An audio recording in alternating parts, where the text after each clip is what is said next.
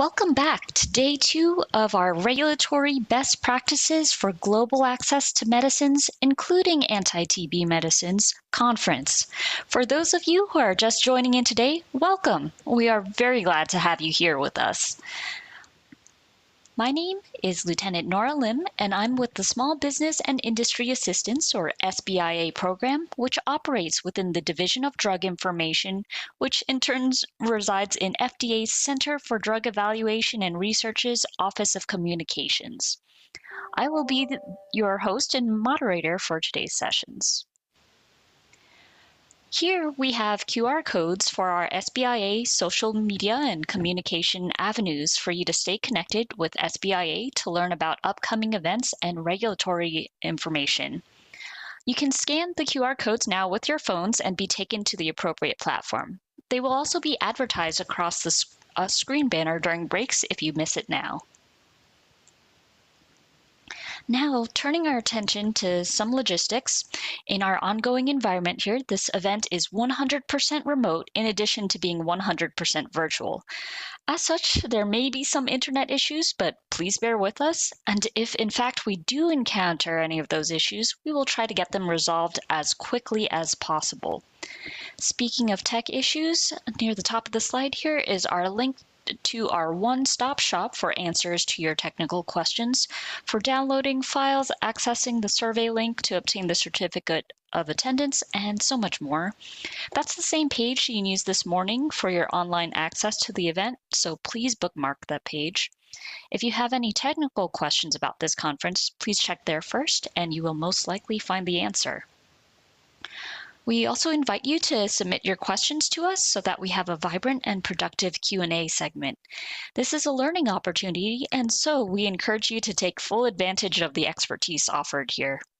When you do submit your question, please identify the individual presenter by prefacing your question with the speaker's name as shown here with an @ sign. Please keep in mind that we'll answer as many questions as time allows, and all your questions are very helpful as we plan for future events.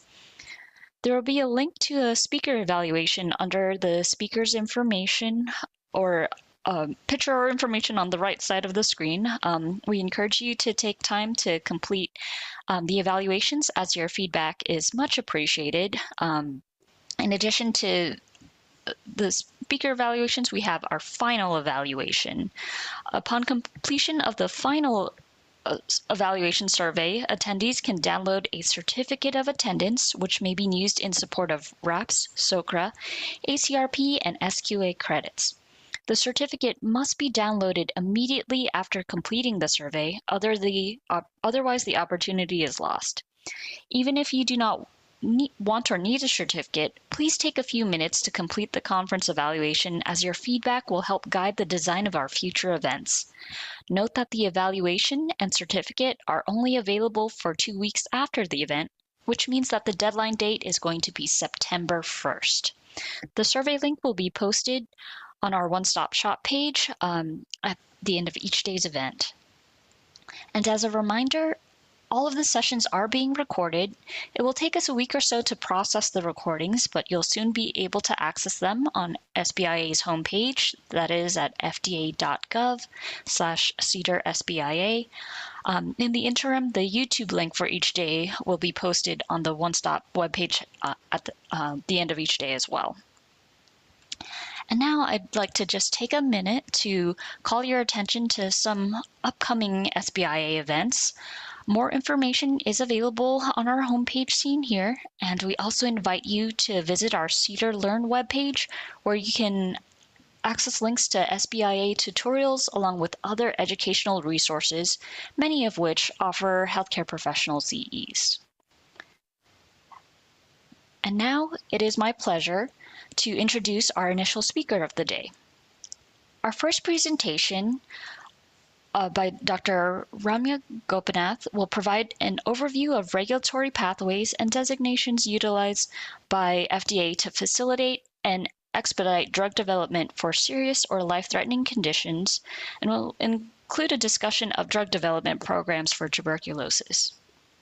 Dr. Ramya Gopinath is a medical officer in the Division of Anti-Infectives within the Center for Drug Evaluation and Research, or CEDAR, at FDA. She has been at FDA since 2015 and has worked with many drug sponsors on antimicrobial drug applications at various stages of development, on guidance for industry, and on regulatory science research. Please join me in welcoming Dr. Gopinath.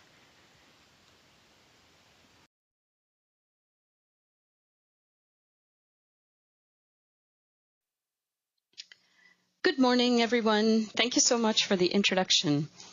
I'm delighted to be with you today, and my topic for this morning is bringing new tuberculosis drugs to market, a regulatory perspective. In my talk today, I'll provide just a glimpse of the current landscape of FDA-approved drugs for the treatment of pulmonary TB. I'll spend the bulk of the talk on, first, outlining the regulatory pathways and designations enshrined in law and developed by FDA to facilitate and expedite drug development for serious or life-threatening conditions in general. And secondly, I'll cover some clinical trial design considerations for pulmonary TB in particular. This slide provides a quick overview of FDA-approved drugs for tuberculosis treatment. As you can see, this began with streptomycin in 1946, and the latest approval was that of protomanid in 2019. There was a gap of 27 years after the approval of rifampin and capreomycin in 1971 until rifapentine was approved in 1998. After that, a full 14 years went by before the bedaquiline approval, and then another 7 years before pretomanid was approved in 2019. So drug development for TB is clearly an area of great unmet need. This slide provides a little bit of context and an overview of drug development, starting from basic research and identification of the lead compound through preclinical testing, phase 1, phase 2, phase 3, and the NDA or BLA filing process, followed by a decision regarding approval. On the bottom of this figure are the typical milestones and milestone meetings that occur in the drug development process at different stages of development. Once the drug has been submitted to FDA, the usual review clock is 10 months. However, this is shortened to 6 months for priority review. Following approval, there may be other activities that are focused on safety surveillance, in particular phase 4 studies. When we look at regulatory pathways and designations, there are two general approval pathways. One is the traditional pathway, which is based on a clinical endpoint that measures how a patient feels, functions, or survives, or on a validated surrogate endpoint, for example, viral load measurements for drugs for HIV infection. The accelerated approval pathway is an expedited pathway which is based on a surrogate endpoint that is reasonably likely to predict clinical benefit, or on a clinical endpoint that can be measured earlier than irreversible morbidity or mortality. Aside from these, FDA has developed other programs to facilitate and expedite development and review of new drugs to address unmet medical need in the treatment of serious and life-threatening conditions. These are Fast Track designation, Breakthrough Therapy designation, and Priority Review designation. I'll go into these in more detail on the next slide, but it's important to note that Fast Track, Breakthrough, and Priority Review designations are applicable to both traditional approvals and the accelerated approval pathway. The Qualified Infectious Disease Product designation, or QIDP, and the Limited Population Pathway for Antibacterial and Antifungal Drugs, or LPAD, are additional programs that I will discuss in the following slides. This slide is rather busy with details of expedited programs that FDA has developed, so I'll walk you through it slowly. In general, expedited programs are based on the recognition that patients and healthcare providers are generally willing to accept greater risks and side effects from a drug for the treatment of life-threatening and debilitating diseases than they would for treatment of other diseases. Columns 2 through 5 address Fast Track, Breakthrough Therapy, and Priority Review designations, as well as the accelerated approval pathway. The first column details the nature of the program, qualifying criteria, and the timing of the request. So if we look initially at Fast Track designation, this is provided when the sponsor has non-clinical or clinical data, a mechanistic rationale, or pharmacologic data that may demonstrate potential to address unmet need, or when the drug has been granted QIDP designation. And the request should be made along with the IND submission or after.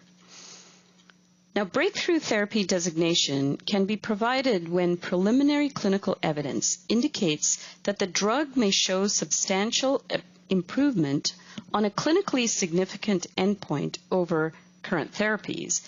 Now, this may mean that it may demonstrate this improvement, but the evidence is not sufficient to establish safety and effectiveness for the purposes of approval. This evidence is usually from phase 1 or 2 trials And it's important to understand that the clinical evidence needed to support BTD or breakthrough therapy designation is preliminary. So what is a clinically significant endpoint? Well, this is an endpoint that measures an effect on irreversible morbidity or mortality, or on symptoms that represent serious consequences of disease. It may include effects on an established surrogate endpoint, such as the viral load in HIV, that could support traditional approval, or a surrogate endpoint that is considered reasonably likely to predict clinical benefit, which is the standard for accelerated approval.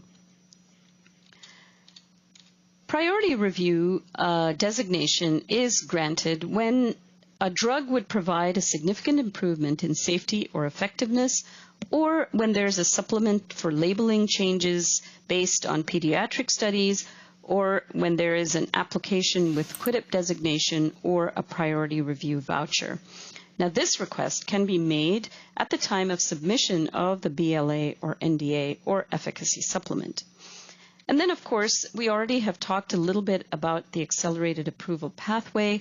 So this is for drugs that provide meaningful advantage over available therapies and demonstrate an effect on a surrogate endpoint reasonably likely to provide clinical benefit, or on a clinical endpoint that can be measured earlier than irreversible morbidity or mortality. And the request for this is submitted during development. Now, it's important to note that the accelerated approval pathway is used primarily when the disease course is long and an extended period of time is required to measure the intended clinical benefit of a drug. And an example is certainly the drugs that are used for TB treatment. This slide brings a continuation of the table we just saw. Again, across the top, you see in columns 2 through 5 are fast track, breakthrough therapy, accelerated approval, and priority review. Column 1 here now details the timelines for FDA response and additional features and considerations of each of the programs. So when we look initially at fast track, this includes a rolling review, which means that different sections of the NDA package may be submitted at different times for review rather than as one complete package. Breakthrough therapy designation brings intensive guidance on further drug development, senior organizational commitment to progress of the development program, and a rolling review. It's important to note that both fast track and breakthrough therapy designations may be rescinded if the program no longer meets the qualifying criteria. As noted earlier, priority review brings a shorter time clock from 10 months to 6 months, and the designation is granted at the time of filing of the NDA or BLA. Now, accelerated approval, as noted previously, is based on a surrogate or intermediate clinical endpoint, but it's important to recognize that confirmatory trials are necessary and that FDA can mandate that a drug approved under this pathway be withdrawn from the market if the benefit is not confirmed. And I'll talk a little bit more about this as we, in a later slide.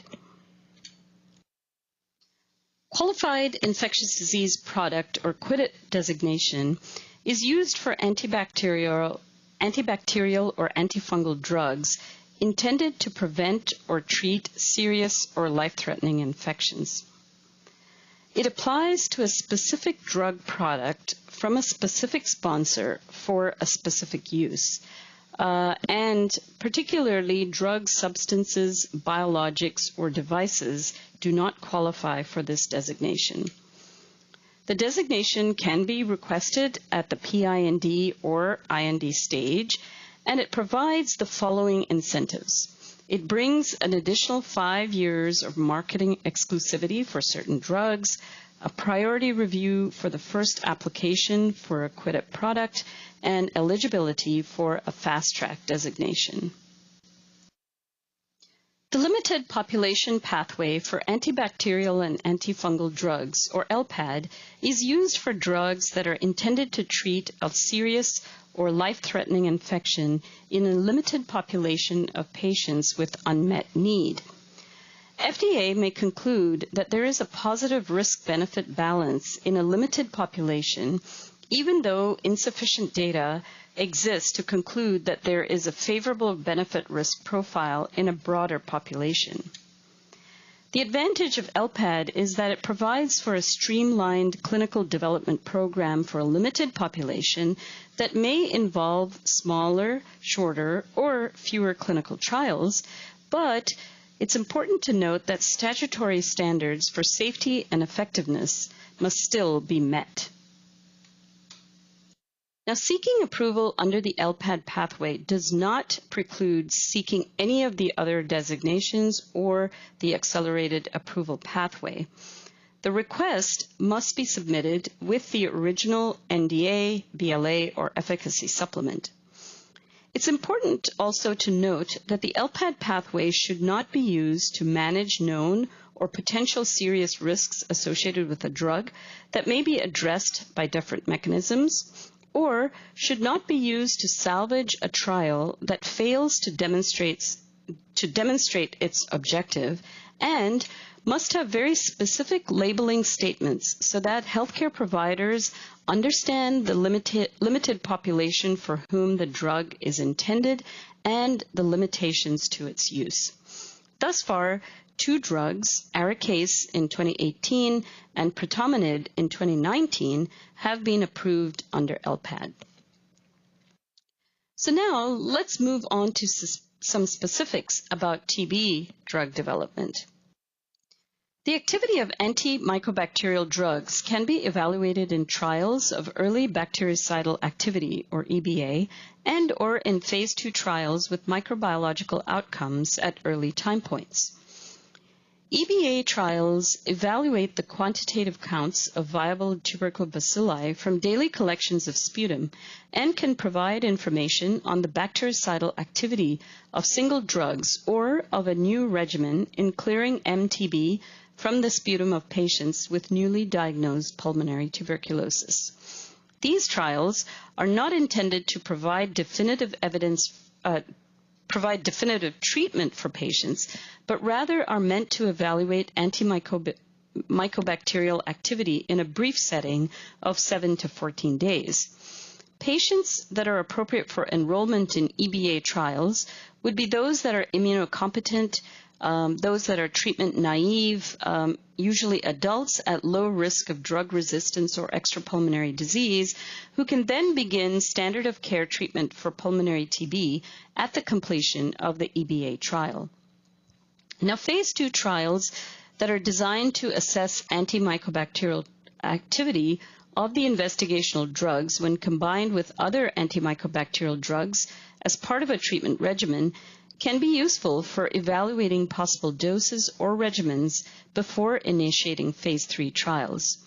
Long-term follow-up with collection of clinical endpoints in addition to earlier time points should be conducted. The contribution of each drug to the treatment effect should be adequately evaluated, and 2 adequate and well-controlled trials are optimal. However, at least one adequate and well-controlled trial that demonstrates clinically meaningful and statistically robust treatment effect in subjects with pulmonary TB may suffice. However, if this route is followed, there must also be confirmatory evidence from non-clinical and in vitro studies, EBA studies, and early phase trials, as well as an adequate safety database. Generally speaking, in such a program, there should be at least 300 participants or patients that have been exposed to the investigational drug at the same dose and duration that is intended for approval. In case of a more serious safety signal, additional safety studies may be required. So going on to clinical trial designs. So One type of trial is a non-inferiority trial in which an investigational regimen performs within a pre-specified margin of performance of the standard regimen. A data-driven justification of the NI margin must be provided based in part on historical evidence of sensitivity to drug effects, or HESD. Examples of trials with an NI design would be trials where the investigational drug replaces one of the drugs in a standard combination and the regimen performs within an acceptable NI margin based on the quantitative contribution of the new drug to the standard regimen, or for a treatment shortening trial in which an investigational drug or regimen administered for a time period of fewer than 6 months is compared to the standard regimen administered for 6 months. In this case, non-inferiority would be demonstrated by showing that the treatment shortening regimen containing the investigational drug or drugs performs within a pre-specified margin of the performance of the 6-month regimen. The margin is based on the known decrement in the performance of the 6-month standard regimen when it is administered for a shorter time period. In superiority trial designs, this is, for example, when an investigational regimen shows superior efficacy over the standard regimen. This kind of trial design usually applies when an investigational drug plus optimized background regimen, or OBR, is compared to placebo plus OBR. Alternatively, this design may also apply when a regimen of one or more investigational drugs is compared to a standard regimen with efficacy demonstrated by showing superiority of the investigational regimen over the standard regimen. So going on to study populations for TB trials, trials should include adult and adolescent subjects if at all possible. Pediatric subjects or populations should be included as early as possible. Subjects with drug-susceptible or drug-resistant MTB would be included, obviously depending on the population for which the drug is being developed. As mentioned earlier, the clinical design considerations that I'm discussing today are for pulmonary TB. Sponsors that are developing drugs for extrapulmonary TB should discuss their development program as early as possible with FDA so that there is clear agreement on the endpoints to be used. Of course, persons living with HIV should be included in trials as much as possible. And if the trial is intended to focus on drug-resistant TB, some enrichment strategies could include enrolling contacts of subjects with drug-resistant TB or subjects in areas with a high prevalence of drug resistance, or those who relapse after previous treatment, and those who in whom disease progresses even though they have been on a standard regimen. Trial endpoints should be well-defined and reliable. A clinical endpoint, as we've discussed before, directly measures the therapeutic effect of a drug. So, in other words, how a patient feels, functions, or survives. The surrogate endpoint is a marker, such as a lab measurement, radiographic image, physical sign, or serology, that is not by itself a direct measure of clinical benefit, but is validated and known to predict clinical benefit, such as the viral load in HIV infection, or an endpoint that is reasonably likely to predict clinical benefit. The surrogate endpoint that is traditionally used for tuberculosis trials is the sputum culture conversion from positive to negative during treatment. This is measured either as a time to conversion analysis or at a fixed time point from randomization, for example, at 2 months. The time to sputum culture conversion is the time to the first sterile culture, verified by MTB culture negativity in at least 2 subsequent consecutive sputum specimens taken at least 7 to 14 days apart. And these should be obtained at specific time points during treatment, for example, every 2 weeks or every month. Additional considerations for a drug approved under the accelerated approval pathway, would be that FDA requires the sponsor to then study the drug further to verify and describe its clinical benefit. The studies that are generally required are phase 4 confirmatory trials. And if the confirmatory trial actually verifies the clinical benefit on the basis of which the drug was approved under the accelerated approval pathway, then FDA grants traditional approval. However, if the confirmatory trial does not show that the drug provides clinical benefit or does not verify the initial benefit seen, FDA does have regulatory procedures that could lead to the removal of the drug from the market. The suggested primary clinical efficacy endpoint for tuberculosis trials encompasses survival plus evaluation of MTB growth on serial sputum cultures at fixed time points following randomization, and a period of follow-up after completion of the planned treatment period during which the participant should not relapse. Obviously, this clinical endpoint applies to pulmonary TB. Clinical success would therefore be defined as someone who is alive, who has achieved MTB culture negativity on serial sputum samples and has not experienced any relapse during the follow-up period. Conversely, clinical failure indicates progression of pulmonary disease on treatment, the need for a switch in therapy due to intolerance or clinical progression of disease, signs or symptoms of TB that recur during the follow-up period, growth of MTB on sputum culture, so either the failure to achieve culture negativity or the failure to maintain culture negativity after a specific time point during treatment or during the follow-up period.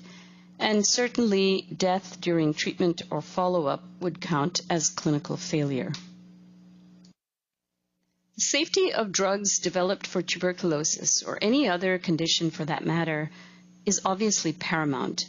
Based on signals from non-clinical studies, appropriate safety safeguards need to be included in clinical trials. These may take the form of enhanced or specific safety monitoring and in the formulation of the inclusion and exclusion criteria and other measures. As you all know, hepatotoxicity and QT prolongation are quite common with already approved TB drugs. In any drug development program for tuberculosis, specific attention should be paid to these potential adverse events and appropriate monitoring should be instituted. As discussed previously, a safety database of 300 subjects may suffice in the development of drugs for subjects with unmet medical need. If additional safety data is required, this may be requested through the performance of post-market studies or enhanced pharmacovigilance. I've covered a lot of information in this presentation, and it may be useful to see how some of these pathways and design considerations were utilized in the relatively recent approvals of 2 TB drugs. Bedaquiline was approved under the accelerated approval pathway using a surrogate endpoint of time to sputum culture conversion, and it underwent priority review. The approved indication is for adults with pulmonary multidrug resistant TB. The 2 phase 2 trials, which were the basis of approval, were randomized, double-blind, placebo-controlled trials in which newly diagnosed patients with pulmonary MDR-TB received bedaquiline or placebo in combination with OBR. A total of 101 participants received bedaquiline in these 2 trials. Now, as you've learned, because it was approved under accelerated approval, a confirmatory trial was required as a post-marketing commitment, and the final study report for this trial is due in the next year. The follow-up period in this trial was for 2.5 years, so it has taken some time to complete. Pretomanid was approved in a combination with bedaquiline and linezolid, the so-called BPAL regimen. It was approved under LPAD for a limited population of adults with pulmonary extensively resistant or XDR-TB or treatment intolerant or non-responsive MDR-TB. Limitations of use are included in the labeling. This approval was based on a single-arm phase 3 trial with 109 participants. The endpoint was not sputum culture conversion, but bacteriologic failure, clinical relapse, or clinical failure at 6 months from the end of therapy. There was no comparator because there were no effective comparator regimens for XDR and MDR patients who did not tolerate the test regimen. The applicant used matched recent historical controls of XDR patients treated at one of their hospitals in combination with literature review. Because it was approved under LPAD, no confirmatory trials are needed. Again, there is a lot of information in this presentation, but I just want to emphasize that FDA is committed to working with industry, academia, and other partners to further the development of new drugs for tuberculosis and/or discuss innovative treatment regimens, including those that are shortened. Early engagement with FDA during the drug development program is strongly encouraged. And sponsors seeking indications for extrapulmonary tuberculosis should discuss endpoints that evaluate the extrapulmonary sites with us so that we can agree on these endpoints during the course of drug development. Thank you so much for your attention during this presentation.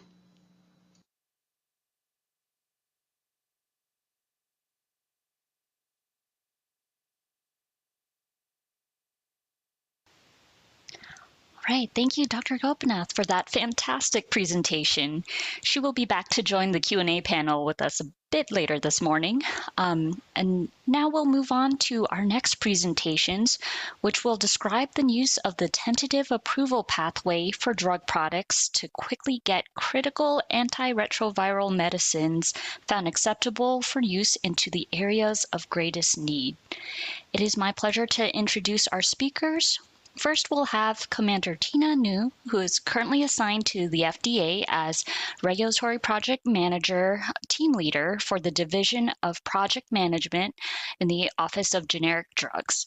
As Team Leader, she directs a team of Regulatory Project Managers to manage the review and approval of abbreviated new drug applications, or ANDAs.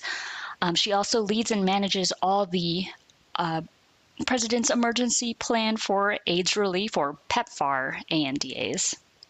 Next, we'll also have Dr. Peter Capella, who is Director of the Division of Immediate Modified Release Products 2 within the Office of Life Cycle Drug Products within the Office of Pharmaceutical Quality. Dr. Capella has nearly 15 years at the FDA supporting generic drug quality review across a wide range of therapeutic areas, and his group directly supported PEPFAR ANDA quality assessments both pre- and post-marketing. And next we'll have Captain Monica Zabelos, who is a subject matter expert and lead coordinator in CDER's Division of Antivirals. She manages and coordinates the regulatory review and approval of activities of HIV antiretroviral new drug applications for use in the PEPFAR program. Now, please join me in welcoming our first presenter, Commander Tina New.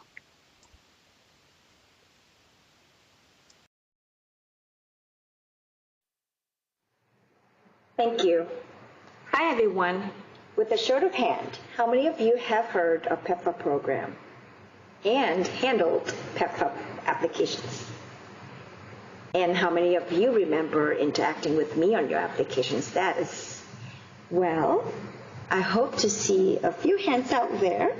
If not, for those who don't know me, I'm Commander Tina New, Regulatory Project Manager, Team Leader at the Office of Generic Drugs. I'm presenting to you on the PEPFARs known as President's emergency plan for AIDS relief, and you will hear the term PEPFAR throughout the presentation.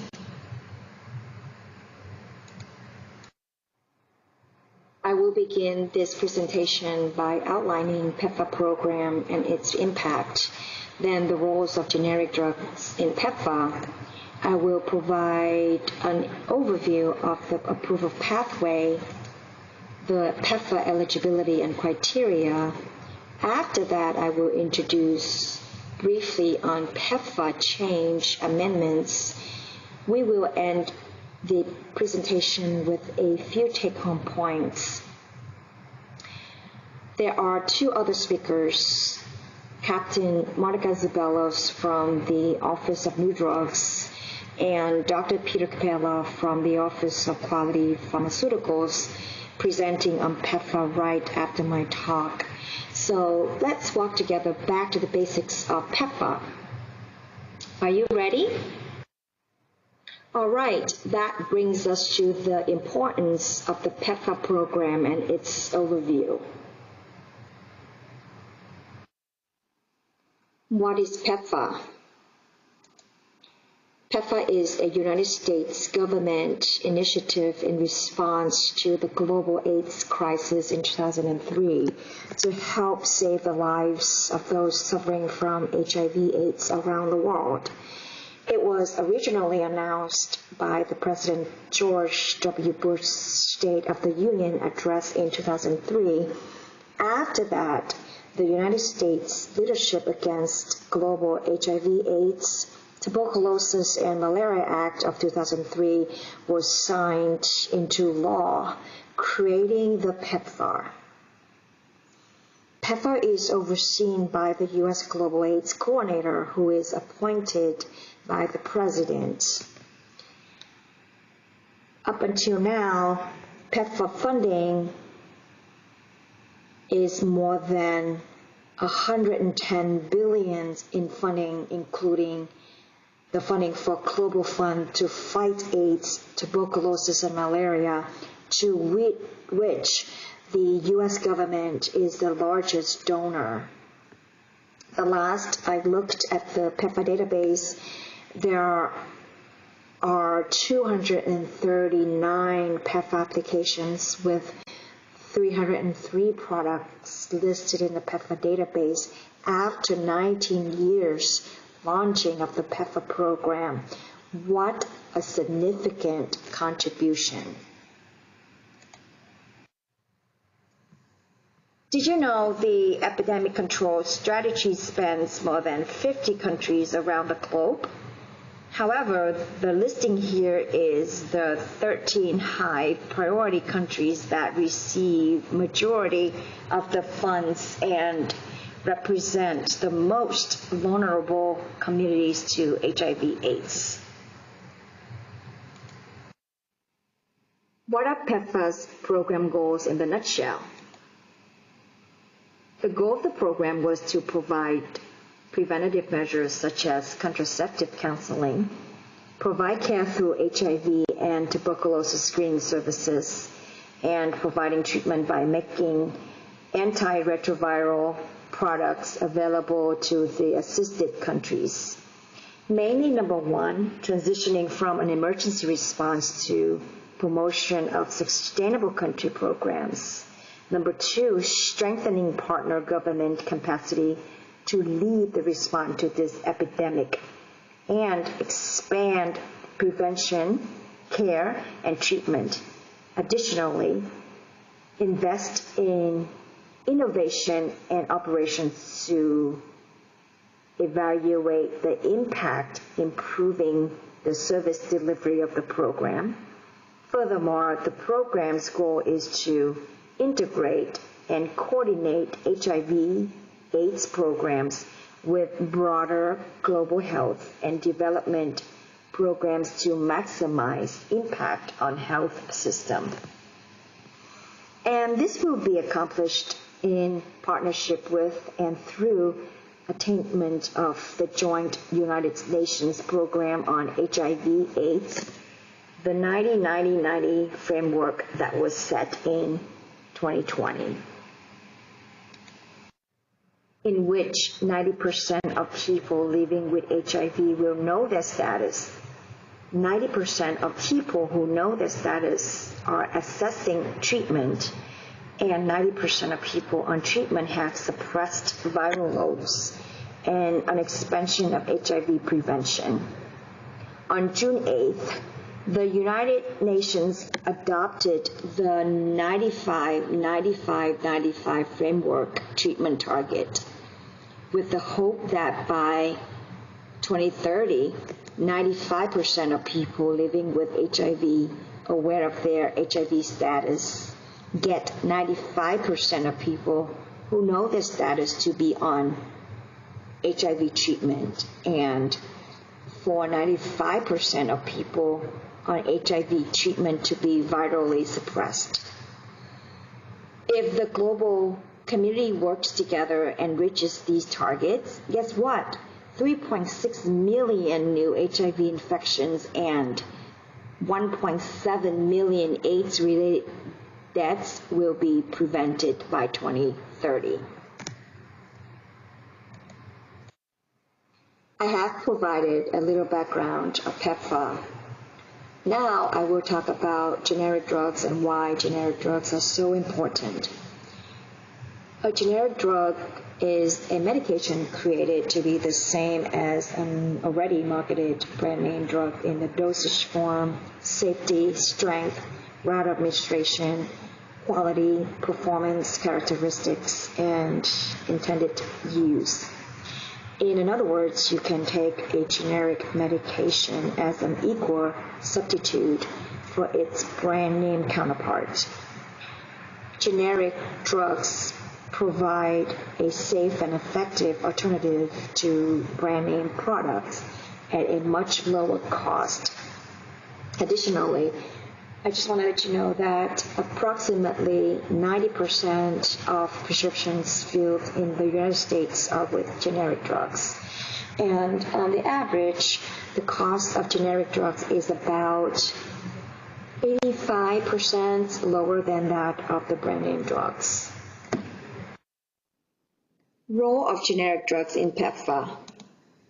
First, to review and tentatively approve, or TA, the antiretroviral abbreviated new drug applications known as ANDAs for procurement under PEPFAR. Certain antiretroviral products that have been granted a TA may be distributed or used outside of the United States, even when there is still patent or exclusivity protection in the United States. The drugs can be purchased for use in the high prevalence, resource-constrained countries that partner with PEPFAR, the Global Fund, and/or similar programs. Therefore, receiving a TA is critical to PEPFAR's success. With TA, products can be used abroad under PEPFAR, expanding the number of HIV treatment availability. Second, it protects domestic patents of the reference listed drugs or the innovator product. Last but not least, to save money for the PEPFAR program while ensuring the medication purchased are safe and effective. PEPFAR TA is an expedited review that allows the FDA to rapidly evaluate ARV drugs from any manufacturer and to issue approval for use in PEPFAR programs if the ARVs met FDA standards of safety, efficacy, and manufacturing quality. Second, it permits products that are not approved for marketing in the U.S. to be purchased and distributed in resource-constrained settings. A key advantage of tentatively approval designation is it makes life-saving ARV available at a lesser cost. There are 3 regulatory pathways a manufacturer could take for approval of PEPFAR drugs. They are 505(b)(1), 505B2, and 505J. Captain Monica Zabelos will explain in great details regarding to the 505B1 NDA pathway, and my main focus is on the 505J ANDA pathway. So, under this pathway, generic drug applicants do not repeat clinical or preclinical studies to establish safety or efficacy. The ANDAs can be approved if the applicants establish that the drug is therapeutically equivalent to the innovator products. Additionally, all ANDAs submitted to the PEPFAR program get a priority review. However, the applicants must request priority review, and FDA may decide to grant priority review if the criteria are met. And I will go over the criteria in the next slide. PEPFAR eligibility is first identified and validated at the time of submission by the Division of Filing Review at the Office of Generic Drugs. And then the applicant will have to meet the criteria set by the agency. They are the following. Number one, the application submitted to the FDA must be for a drug product previously approved and listed in the Orange Book, or you have seen the term approved drug products with therapeutic equivalence evaluation. And after that, the applicant must provide a patent certification, either a P2 or P3 to all listed patents in the Orange Book for the RLD or the reference listed drug product. Thirdly, the drug product must have an indication of treating HIV or AIDS disease in your application. Fourth, the applicants must make a formal request to have the ANDA reviewed under the PEPFAR program. And this may be stated in the cover letter of the application, or you can put in a separate document.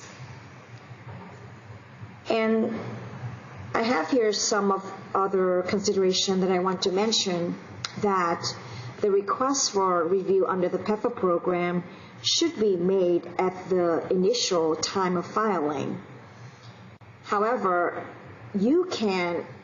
an applicant may request for a PEPFAR review at a later date if all the previous criteria have been met.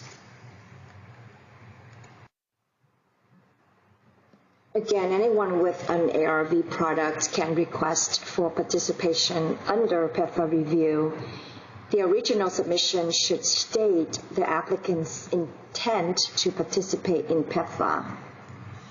With regards to paragraph 3 or P3 certification, it is required to maintain the priority under PEPFAR program. PEPFAR Regulatory Project Manager will ensure that P3 certification is made to all listed patents in the Orange Book. Once this is determined, we validate the priority of the review. So question for you. What happens when the applicant changes patent certification to P4? Then that means the priority for PEPFAR will be denied and no longer eligible for priority review under PEPFAR. One of the things that make PEPFAR ANDAs unique from other ANDAs is the fact that sponsors participating in PEPFAR will also provide additional long-term stability data to show that their product is able to maintain stability under climatic conditions of many of the PEPFAR countries, hot, humid, hot, dry condition. Therefore, applicants may provide abbreviated stability data at the time of submission and additional stability data submitted on a rolling basis. Dr. Peter Capella will provide more information in his presentation, so please stay tuned. Then, when the application is ready for tentative approval, the project manager will insert in the PEPFAR tentatively approved language in the letter indicating that, quote unquote, this ANDA was reviewed under the expedited review provision of the President's Emergency Plan for AIDS Relief. Then next we'll talk about the container language.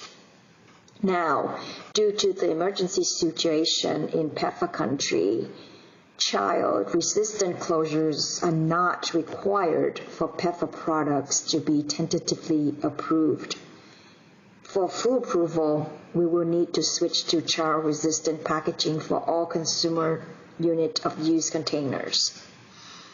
Last but not least, regards to labeling requirements, package label may be in a language other than English. However, for review package label other than English, applicant must submit English translation to the agency for review.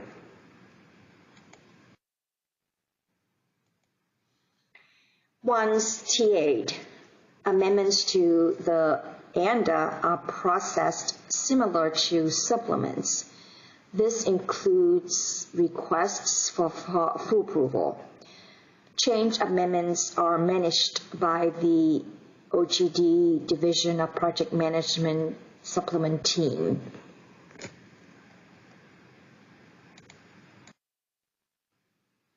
After the product is tentatively approved, FDA representative adds it to the list of tentatively approved and approved antiretrovirals eligible for procurement under the PEPFAR.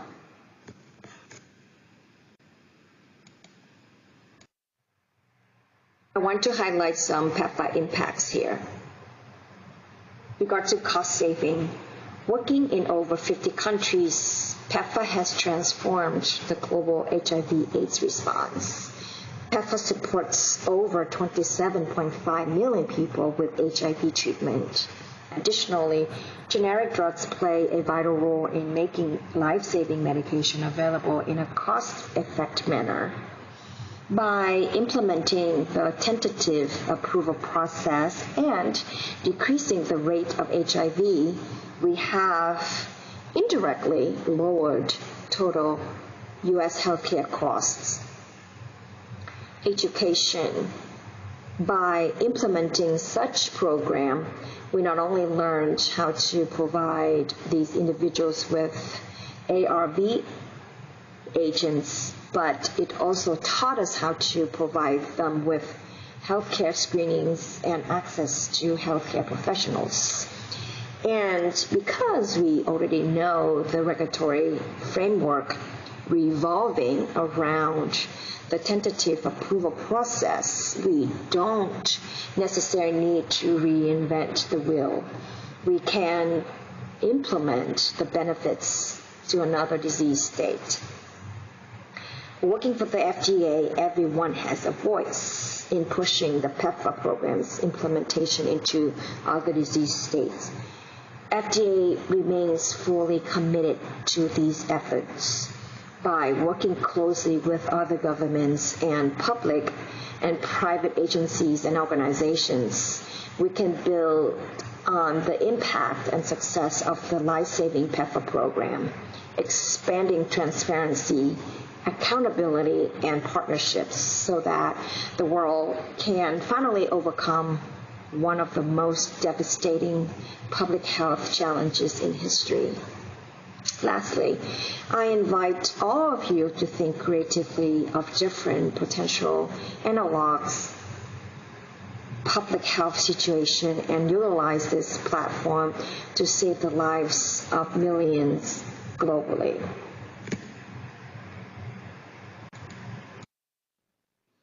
If you don't remember anything I talked about today, this is a slide that you want to pay attention on, the practice pearls. I just want to give you a little bit summary of the main points. Number one, priority review. Remember, the applicant must request priority review upon submitting the application, and FDA may decide to grant priority review if the criteria are met. Second, your regulatory project manager is your best friend for status call and regulatory questions that you might have. So be sure to have the contact information ready and contact the regulatory project manager should you have any questions. My team handles PEPFAR applications, and I'm the team leader for the PEPFAR team, so feel free to reach out to me as well should you have questions or concerns about your application, and I'm more than happy to assist you. With regards to PEPFAR patent certification, remember a paragraph 3 certification is required to maintain the priority for review under PEPFAR program. From time to time, you might be contacted upon the resubmission of the complete response by the regulatory project manager if your patent is not clearly stated that a P3 still remains in your application. Remember, any changes to your patent certification from P3 to P4, the priority for PEPFAR will be denied. Last but not least, packaging. Packaging label other than English, you must submit English translation to the agency for review. Well, that's the end of my presentation today. Thank you for spending your time with me. It is my pleasure speaking with you today, and I hope the information is helpful. We'll see you at the Q&A session. Take care. Thank you. Today I'm going to be talking about the drug product quality assessment considerations under the PEPFAR program at FDA. As way of overview, I'm going to go through the following points during this presentation. First, I'll discuss any differences in the standards between assessment of a U.S. drug product and one under the PEPFAR program. Also, I'd like to discuss some early challenges to performing quality assessments under the PEPFAR program, and then lead into how assessment practices really have changed or evolved during the early days of the PEPFAR program and now as we're entering into and continuing GDUFA. And GDUFA is the Generic Drug User Fee Acts, which began actually in 2012 and have been recurring every 5 years and are up for another new version in 2022. And finally, going back to a focus on PEPFAR, I'll look at the current areas that we're dealing with, primarily in the pre-tentative approval and post-tentative approval situations. Okay. All right, so a quick view on drug product considerations from a quality perspective. This is, again, for all FDA drugs in the U.S. market. We have at OPQ, which is the Office of Pharmaceutical Quality, a patient-centric approach, which really boils down to thinking about the benefit-to-risk ratio for the patients. And from an FDA perspective, what we're really looking for is acceptable drug product quality. And we look through that, through our assessment, to try to improve that, but also we're looking for reproducibility of drug product quality. It's not just having great quality looking from a exhibit batch scenario, for instance. We're looking for quality throughout the product life cycle, certainly post-approval and post-TA, tentative approval. So part of that is, as you're familiar with, our submission requirements, right, for assessment of quality. And really those boil down to and come into focus of product and knowledge understanding. Knowledge understanding is something we expect that the applicant has of the product they're making. But as FDA, that understanding is best demonstrated through providing us with the appropriate data. And those include things such as raw materials, information on processes, and certainly facilities, status of manufacturing facilities, as well as batch release data, stability study data for both drug substance and drug product, fully formulated drug product. And our expectation, of course, is that validated methods being used for all these aspects. So as far as considerations related to PEPFAR drugs versus the standard, I sort of tried to play a slight trick here. They're really the same, right? Because whether the product we approve or tentatively approve is used in a U.S. market or used anywhere in the world, our focus as FDA is on the patient and the benefit to risk for those patients. So really there's virtually no change or difference between our quality considerations for a U.S. marketed drug versus a PEPFAR marketed drug that could be made used for PEPFAR countries.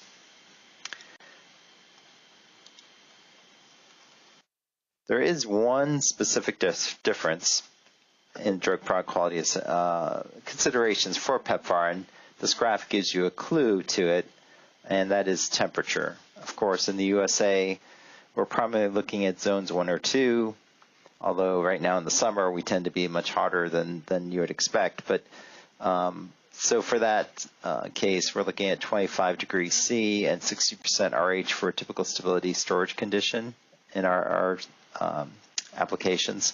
However, for the PEPFAR countries, we understand that, of course, they typically are on the hotter side and potentially higher humidity as well.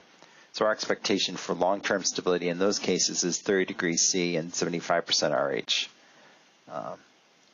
And of course, we need assurance, right, that the quality will be maintained of the products when the medicines are stored under these conditions at the patient's place of usage. So again, we're looking for data to demonstrate that, and that's what would come in on these stability studies.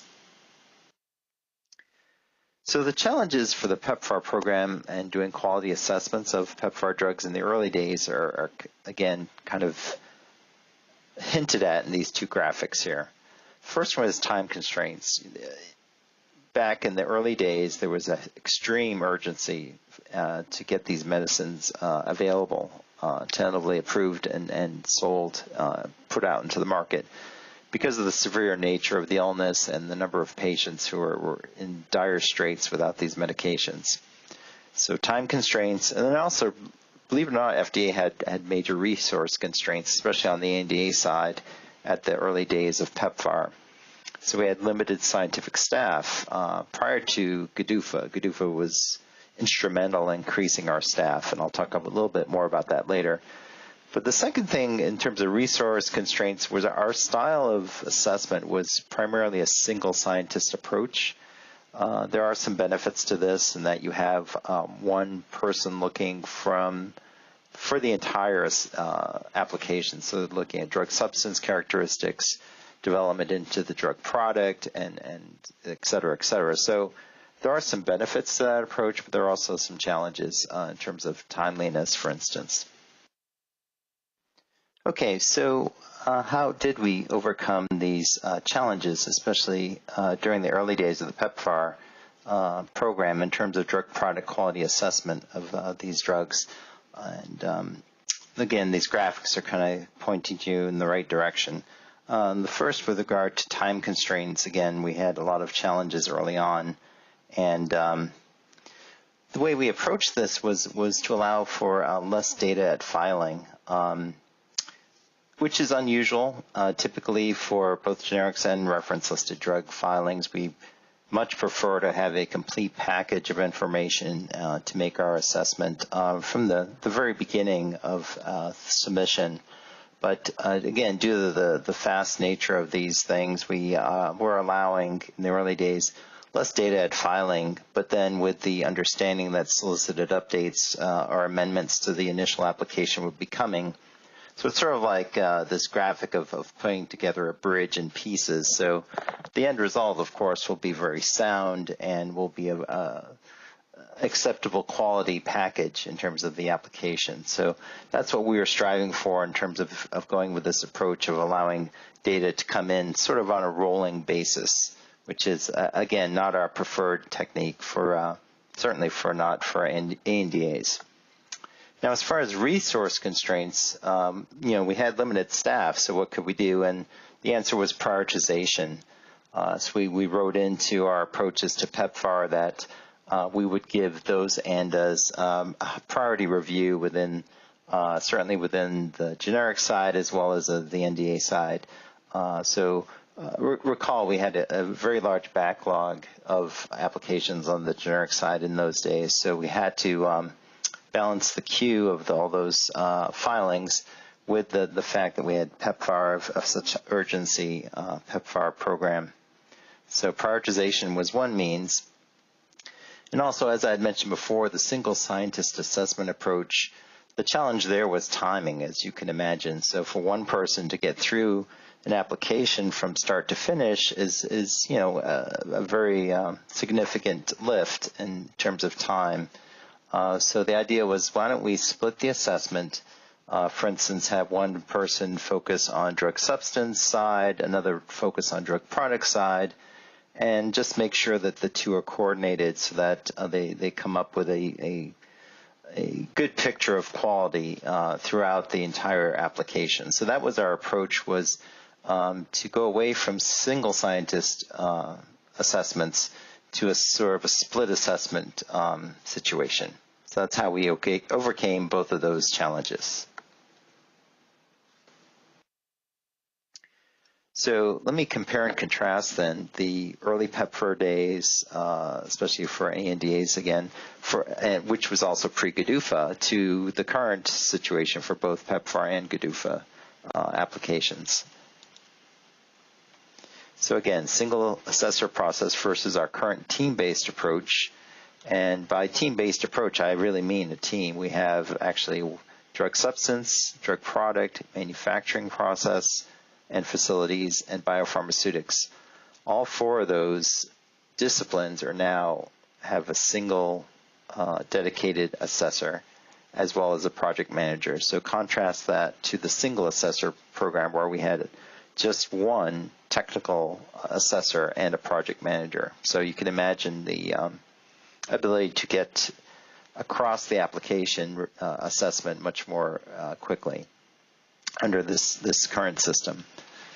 Also in the past, even though we had prioritization, there were no formal goal dates, and so it was made a little bit challenging to kind of keep track of everything, and it was kind of just work as fast as possible, but it was challenging without formal goal dates. So under GDUFA, all applications now have goal dates established, so it helps us keep track very carefully of where we are in that process. And even with the GDUFA goal dates that have been well established since 2012, we still prioritize PEPFAR filings because of the urgent need for them. Even having a larger portfolio than certainly at the beginning of the PEPFAR, we still prioritize those applications to make sure that they get through as soon as possible. And thirdly, as far as the resource limitation, at the time of the early PEPFAR days and pre-GDUFA, we had quite a backlog of ANDA applications, for instance. And thanks to the GDUFA program, we've really basically eliminated that backlog and given us the ability to pick up all applications in a timely manner, whether they're PEPFAR and prioritized or just standard applications that are non-PEPFAR. Okay, so that was sort of a little bit of the history of where we were at the beginning of the program to sort of where we are now. With these next few slides, I'd like to focus on our current priorities under PEPFAR. And of course, our primary priority has been reaching tentative approval, and that gives us the ability to grant tentative approval, which would allow the products onto the market in PEPFAR programs. Now, as we move these to tentative approval, for now, we're focused mostly on what we call combo products. And from an FDA perspective, the term combo means that they contain more than one pharmaceutical ingredient.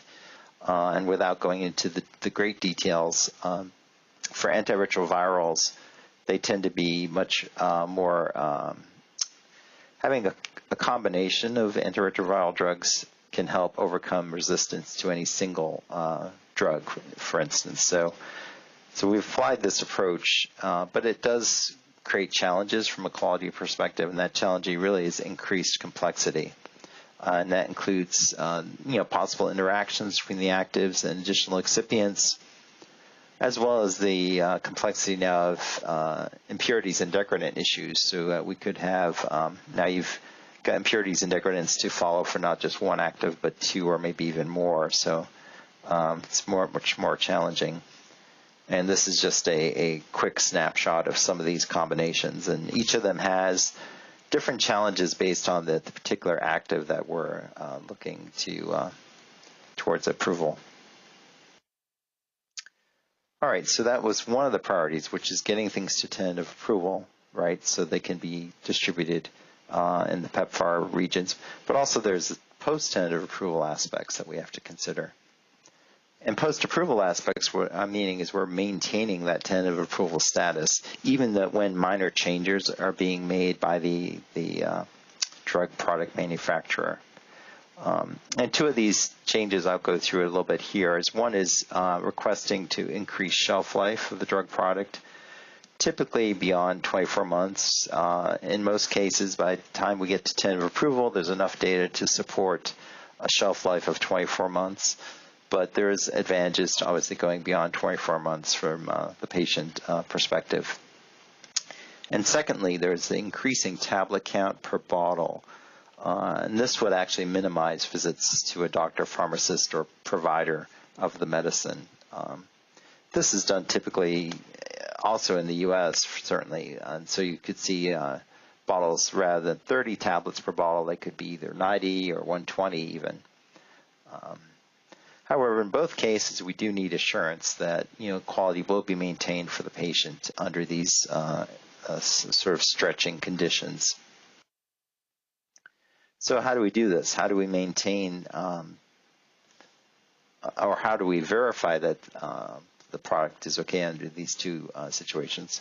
Well, the first one is pretty obvious. First, extended shelf life, we need additional stability data to assess. As the applicant can provide that, as they have more and more data on older batches, we can then grant extended shelf life and expiry based on data that supports it. Now for tablet count, we actually are sort of doing that same stability, but we're actually doing what we call in-use stability studies.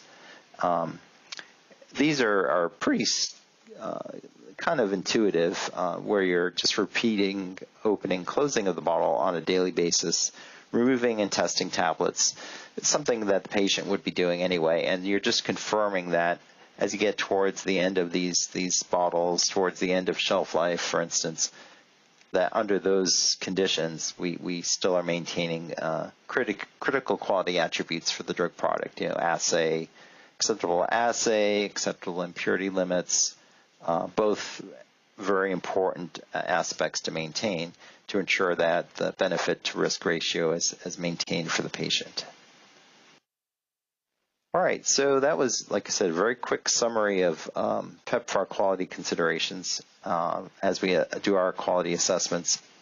And I just want to leave you with a thought about evolution. And in this case, it's actually evolution of our approach at FDA for doing quality assessments.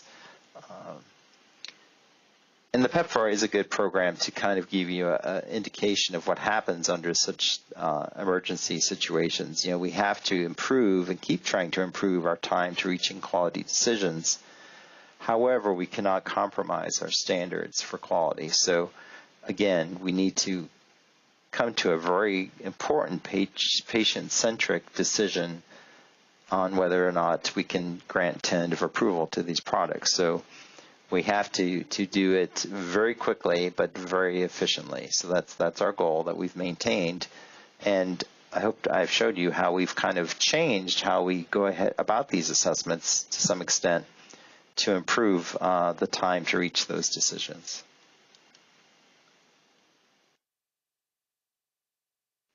Okay, that's the end of my talk. I want to thank you for your attention, and I will be very happy to take any questions at the end of the session.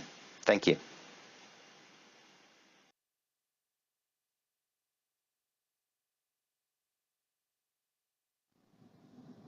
Hello everyone, and welcome to my presentation. I am Captain Monica Zabalos, Senior Program Consultant in the Division of Antivirals in the Office of New Drugs.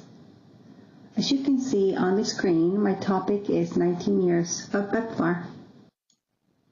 Today, I'd like to give you an overview of the regulatory history and considerations of PEPFAR. Next, I'll be looking at PEPFAR from the FDA point of view. Then I will move on to change amendments after tentative approval. Next, I'll cover requirements for final approval after an initial tentative approval.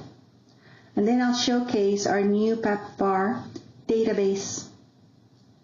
And finally, I'll go over how to obtain pre-submission guidance for NDAs. The Department of State Office of the U.S. Global AIDS Coordinator and Global Health Diplomacy, SGAC for short, and PEPFAR policy states that procurement of drugs must be approved by a stringent regulatory authority, i.e. FDA. PEPFAR can procure drugs other than antiretrovirals, such as antibiotics and drugs that treat opportunistic infections. It is just that for antiretroviral drugs, only those approved or tentatively approved by FDA are eligible for procurement under PEPFAR, as described in the 2006 fixed-dose combination guidance for industry. In this part of my presentation, I'd like to talk about the review timelines for original applications. The Office of Generic Drugs will prioritize the review of ANDAs as outlined in MAP 5240.3 Revision 5, because PEPFAR is a factor to do so. The review timelines are set by GDUFA in its commitment letter. For NDAs, which are reviewed by my division, there are two review classifications set by PDUFA. The standard review with a 10-month clock, and a priority review with a 6-month clock. This leads directly to my next point. How does PEPFAR differ from the FDA point of view? Most applications are tentatively approved. Tentative approval means that drugs passed all scientific requirements for safety and efficacy and quality standards, but cannot be marketed in the United States due to patent and/or exclusivity restrictions. Tentative approval is not a new regulation. It's a common practice in the Office of Generic Drugs since 1984.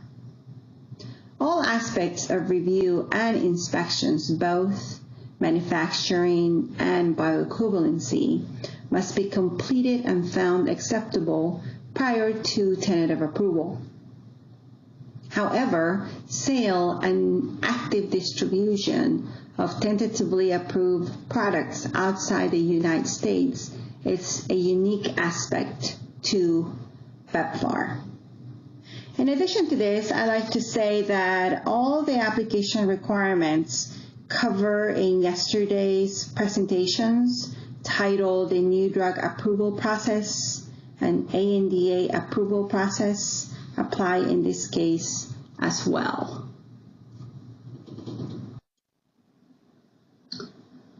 Let's now take a look at the two review pathways. For ANDAs, some of the general characteristics are that the Office of Generic Drugs is the lead. For NDAs, my division within the Office of New Drugs is the lead. For ANDAs, there are no fast-track designations. But for NDAs, pre-submissions via rolling review for fast-track designated products exist. For ANDAs, there's a strict criteria for approval or tentative approval. For NDAs, this is more flexible and it allows for use of additional clinical information and has a different label. And last, for ANDAs, there have never been user fee waivers prior or after the DUFA. For NDAs, there have been user fee waivers since the beginning. I know that the presentations that I mentioned earlier has discussed the different types of classifications, but really quickly, at one end of the spectrum in the ANDA world, you have the 505J applications. A J application has a reference listed drug, and it relies on FDA's findings of safety and effectiveness for a previously approved drug. The J application has to be bioequivalent to the RLD, and in vivo bioequivalency studies are required. The labeling is the same as the RLD with certain deviations. And J applications are eligible for approval and tentative approval. Generally, the animal and clinical data, new animal and clinical data, are not needed. At the other end of the spectrum is the 505(1) NDA, also called a full comprehensive NDA. A B1 application owns and has a right of reference to all the investigations needed to support approval. It's eligible for approval only, which makes it eligible for U.S. legal market protection. Between the two extremes of a 505J application and a full NDA lies a third option, a 505B2 NDA. A B2 NDA does not own or have the right of reference for all the investigations needed to support approval or tentative approval. The B2 application contains a change from the listed drug, and it can either rely on FDA's previous findings of safety and effectiveness, or it can rely on scientific literature references for new formulations. It's eligible for approval and tentative approval, and fasted bioequivalency studies are required. To date, of note, all the NDAs that have been approved or tentatively approved under PEPFAR are 505(2)B applications. Let's now turn to change amendments after tentative approval. I'd like to emphasize the following points. The scientific principles for the evaluation of change amendments remain the same versus supplements to approved applications. Generally, labeling and manufacturer changes are the only ones submitted for review. To make a risk assessment and determine the type of change, FDA recommends to use the 2004 guidance for industry titled Changes to an Approved NDA or ANDA, as well as the Q&A document. The official cover letter should state the type of change, and it also should provide a summary of all the changes and a justification for choosing the type of change. To determine what information or data should be submitted to support the proposed change, FDA recommends the use of the 1995 Guidance for Industry, SUPAC-IR, and the use of 1998 Guidance for Industry, PAC-ATLS. An annual update is recommended and may include a stability and distribution data, and a cumulative list of all the submitted changes with their current status, i.e. pending, permitted, denied. This table shows the types of PEPFAR change amendments and their corresponding review timelines for NDAs. On one hand, we have a major change amendment with a 4-month review timeline. This type of change requires the submission of the change and a decisional action by FDA before its implementation. If the change is found acceptable, FDA sends a PEPFAR permitted letter by the 4-month review timeline. On the other hand, moderate and minor changes have a 6-month review timeline. These changes require submission of the change, but the change can be implemented 30 days after FDA officially receives the submission. If the change is found acceptable, FDA sends a PEPFAR permitted letter by the 6-month review timeline. After review of a change amendment, FDA generally sends the applicant one of 2 types of decisional letters. A PEPFAR permitted letter if the change is found acceptable as stated before, a PEPFAR deny letter if the change is found unacceptable.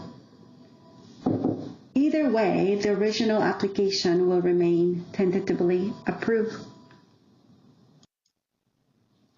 The chart on this slide shows the number of change amendments submitted from 2012 to date. As you can see, the number of submissions submitted to FDA for review, both for ANDAs and NDAs, has increased over the past 10 years, with the exception of 2020 and 2021, showing a slight decrease due to the COVID pandemic, most likely. Now let's talk about requirements for final approval after an initial TA. First, the applicant needs to submit an official request for approval when all the legal protections for the reference products have expired. The applicant needs to submit the final printed label, compliant with 21 CFR 206, which is the uniqueness of the drug product appearance. The package insert needs to be submitted in SPL format. And the packaging needs to be child-resistant compliant with the Poison Prevention Packaging Act. And the media container, carton, and unit of use packaging also needs to be compliant. For more specifics for ANDAs, see September 2020 Guidance for Industry titled ANDA Submissions, Amendments, and Requests for Final Approval to Tentatively Approve ANDAs. Moving on to the exciting news, prior to 2020, a static table, as you can see on your left, was the only way FDA made public all the original applications, both ANDAs and NDAs, that were tentatively approved or approved and therefore were eligible or are eligible for procurement under PEPFAR. And in January 2020, as you can see on the right, FDA's new database was launched and is now managed by the Division of Drug Information within the Office of Communications. All the information from the former table has been included in this new database. This interactive, searchable, mobile-friendly database provides real-time insight into key metrics, and for the first time, it provides access to FDA-reviewed product labeling and much more. Currently, it contains original drug applications, 239 of them that have been tentatively approved or approved. And in the next phase, it will also contain change amendments that have been permitted. The database enhances communication with internal and external stakeholders to increase overall transparency. It provides greater utility and access to stakeholders seeking drug product labeling, pediatric uses, storage conditions or shelf life, and other critical information on antiretrovirals eligible for procurement under PEPFAR. final point, I like to tell applicants that they can obtain pre-submission guidance for their original NDAs using the division's pre-IND consultation program.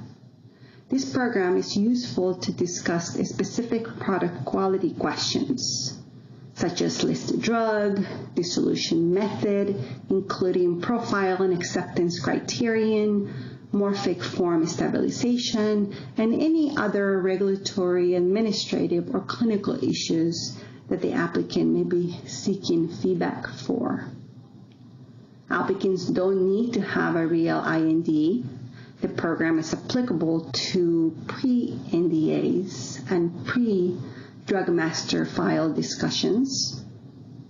We can have a teleconference, or we can just simply provide written responses to the applicants. Thank you for listening to my presentation. And now I'd like to address any questions that you may have.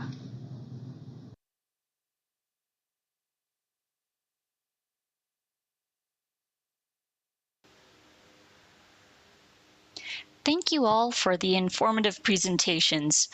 We will actually have one more session before our Q&A panel in which all the speakers from this morning will return.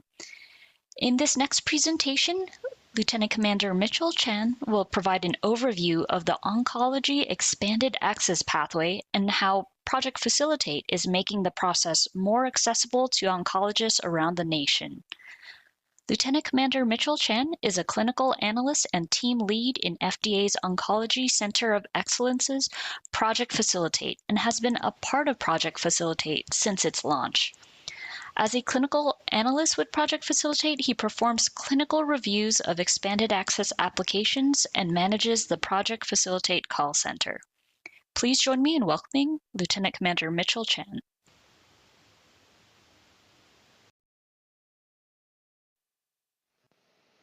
Hello and welcome to Project Facilitate, an overview of expanded access and the review process. My name is Lieutenant Commander Mitchell Chan, a clinical analyst with FDA Oncology Center of Excellence's Project Facilitate, OCE's comprehensive program for managing oncology expanded access requests. Throughout this presentation, we'll cover 4 different objectives. The first objective is defining expanded access and the key requirements for an expanded access request. We'll also summarize the key responsibilities of the oncology healthcare professional when considering expanded access. We'll also identify resources available to requesters considering submission of an oncology expanded access request. And then lastly, we'll describe how Project Facilitate is a resource to navigate the oncology expanded access pathway. One of the most common misconceptions we receive from industry is that only physicians can be sponsors of single-patient expanded access applications. However, industry or drug companies can be the sponsor of single-patient expanded access applications on behalf of a physician. However, this also means that the drug company will be responsible for the reporting requirements as well as sending FDA all the required documentation. Expanded access encompasses many different terms, including compassionate use, pre-approval access, treatment IND, SPI, EIND, single patient investigational new drug, and emergency IND. Many of these terms are synonymous, and we'll be going over them in future slides. First, let's define expanded access. Expanded access is the use of investigational medical product to treat a patient with a serious disease or condition who does not have comparable or satisfactory alternative therapies to treat the disease or condition. This is in contrast with investigational medical product in a clinical trial where the primary intent is research. Usually in clinical trials, there's systemic collection of data with the intent to analyze it to learn more about that product. Patients can access treatment through 3 primary domains, the first one being approved drugs. These are usually studied and characterized, labeled, and have broad commercial availability. Patients can also receive investigational therapy through clinical trials. This is where the goal is primarily for research and the most efficient path to market and broad availability. Lastly, expanded access is another way for patients to gain access to investigational therapies. The goal for expanded access is access to the treatment and not research. This represents a unique opportunity when other options have been exhausted. Expanded access consists of many different types of applications. For the purposes of this presentation, we'll be going over non-emergency and emergency single-patient applications. There are, however, intermediate and treatment applications, which consists of more than one patient under one application, but we won't be going over this specifically today. Single-patient expanded access consists of emergency and non-emergency applications that meet the definition of expanded access. For emergency applications, there's generally no time to submit the required documentation, and you're usually treating in lieu of IRB or board member approval. For non-emergency applications, you generally have time to submit all of the required documentation, and you will be receiving IRB or board member approval prior to treating the patient. To meet the definition of expanded access, the CFR set forth eligibility criteria to qualify. The patient must have an immediately life-threatening disease or condition, is not eligible or cannot access a clinical trial, and has exhausted all other treatment options. Human subject protection is vital to ensure the safety of patients while undergoing investigational therapy and applies to all expanded access requests. This involves informed consent, IRB review, potential clinical holds by the FDA based on safety, and reporting requirements such as adverse event reports and annual reports. Because investigational therapies are not yet approved, there are unknown risks when taking unapproved therapies. Sponsors should weigh the benefit and risks to initiating an investigational therapy, since it may not be known whether the patient would benefit, experience no effect, or suffer from serious adverse events. When the FDA reviews expanded access applications, we take into consideration the potential harm to the patient. We look at whether the patient has exhausted prior lines of therapy and determine the scientific likelihood of efficacious response in that patient's disease. There are potential benefits to expanded access, including providing oncology patients with access to investigational therapy when they have a life-threatening or serious condition and are willing to accept a greater risk. This also provides patient autonomy over their own healthcare decision. This can also bridge the gap between the latter stages of product development and approval by making the drug widely available during that period. And lastly, the potential benefit of expanded access is that this may also provide useful data to support drug development. This diagram portrays the vital components of initiating expanded access. Let's start with the top right with the oncologist that initiates the request, oversees the patient's treatment, and provides annual updates to the FDA. Once the oncologist determines which investigational therapy they want to use, they will contact the pharmaceutical company who will then determine if the product will be provided under expanded access, and if so, they will issue a letter of authorization to the treating physician. Once the oncologist has received the letter of authorization from the drug company, they will then submit an application to their Institutional Review Board, or IRB, that will review the expanded access protocol and informed consent to ensure the patient is informed about the nature of the treatment. At the same time the IRB is reviewing the application, the oncologist can contact Project Facilitate for any support. Project Facilitate can also assist in completing expanded access requests, answering regulatory questions. We also review the application and determine if the treatment is safe to proceed.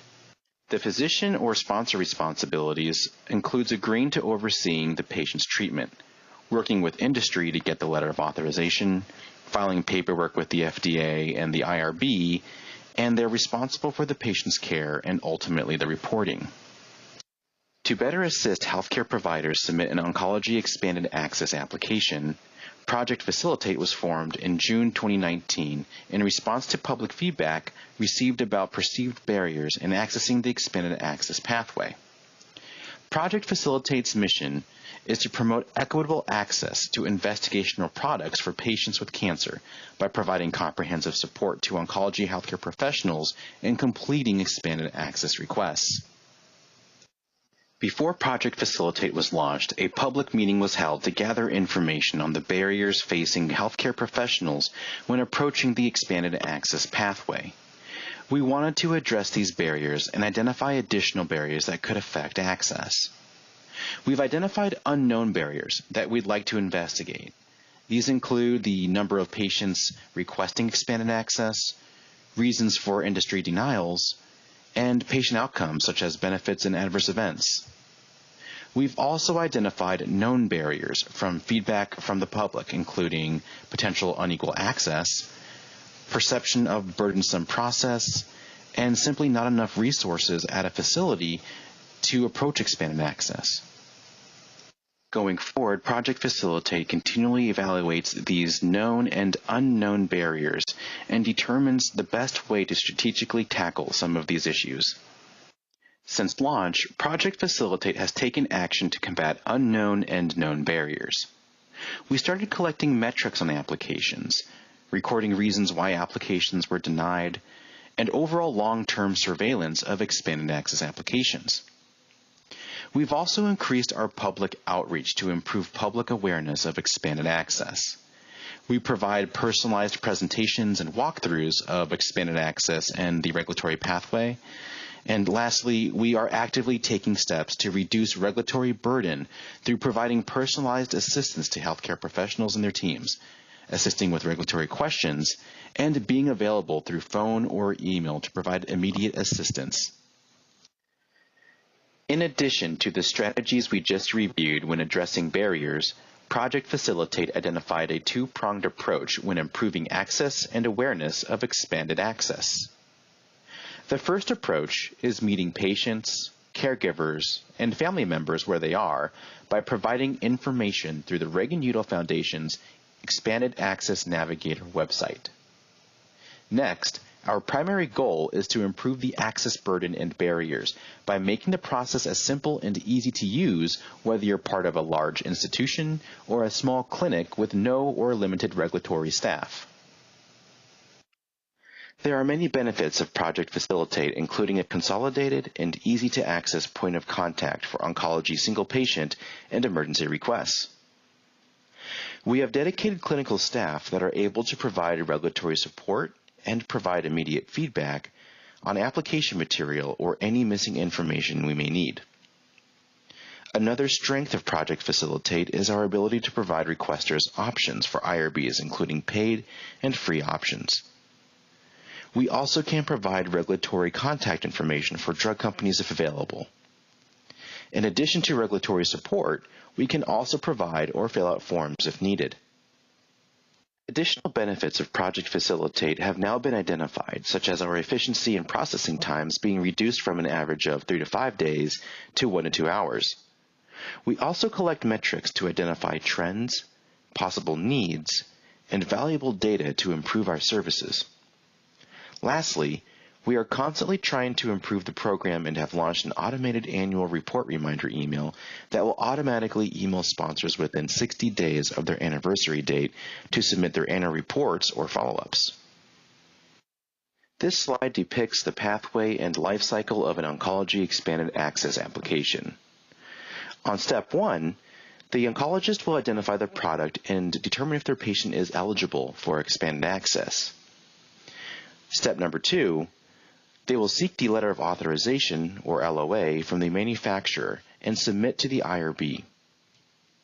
Step 3, the sponsor will submit the package to the FDA, and this usually includes the FDA Form 3926, the letter of authorization, and the CV of the treating physician. Once the FDA makes a decision, and if granted, on step 4, the sponsor will be responsible for the annual reports and follow-ups, including withdrawals. Whether the sponsor is a physician or drug company, the pathway has specific requirements for each step of the way. We'll now go into detail what some of these requirements are and what your role as industry plays both as the sponsor and the company supplying the product. We'll first go over the industry agreement, the FDA application, IRB support, routes of submission, including how to contact Project Facilitate, and then we'll go over the follow-up. The industry agreement step is vital in the process.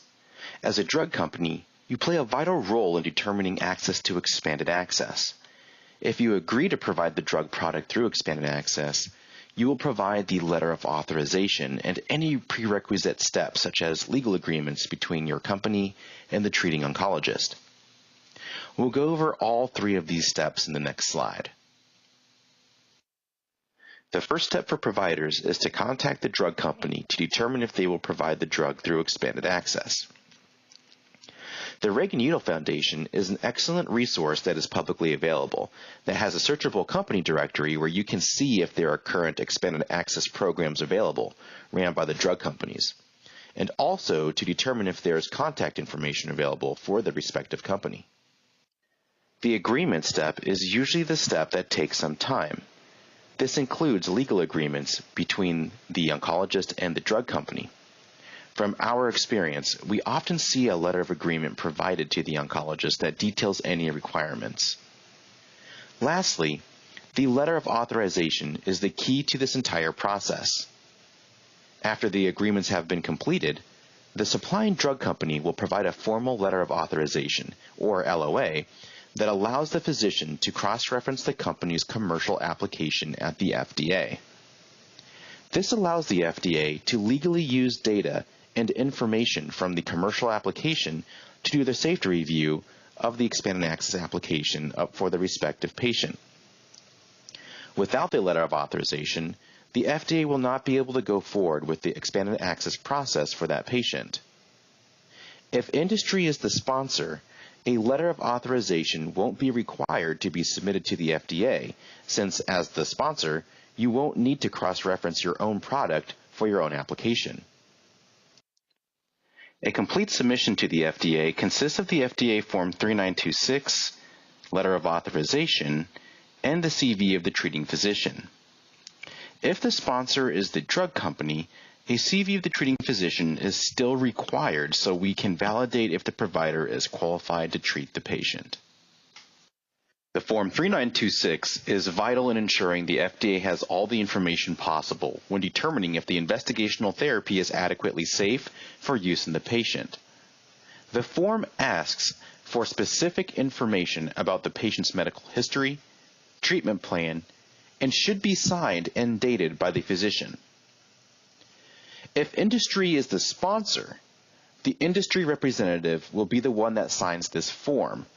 But remember that all the clinical information in the Form 3926 is still required. The LOA is a vital part of your application to the FDA, as we previously stated. And to reiterate, the LOA isn't required when the drug company themselves are the sponsors and are using their own product. The next important part is the CV and qualifications of the treating physician.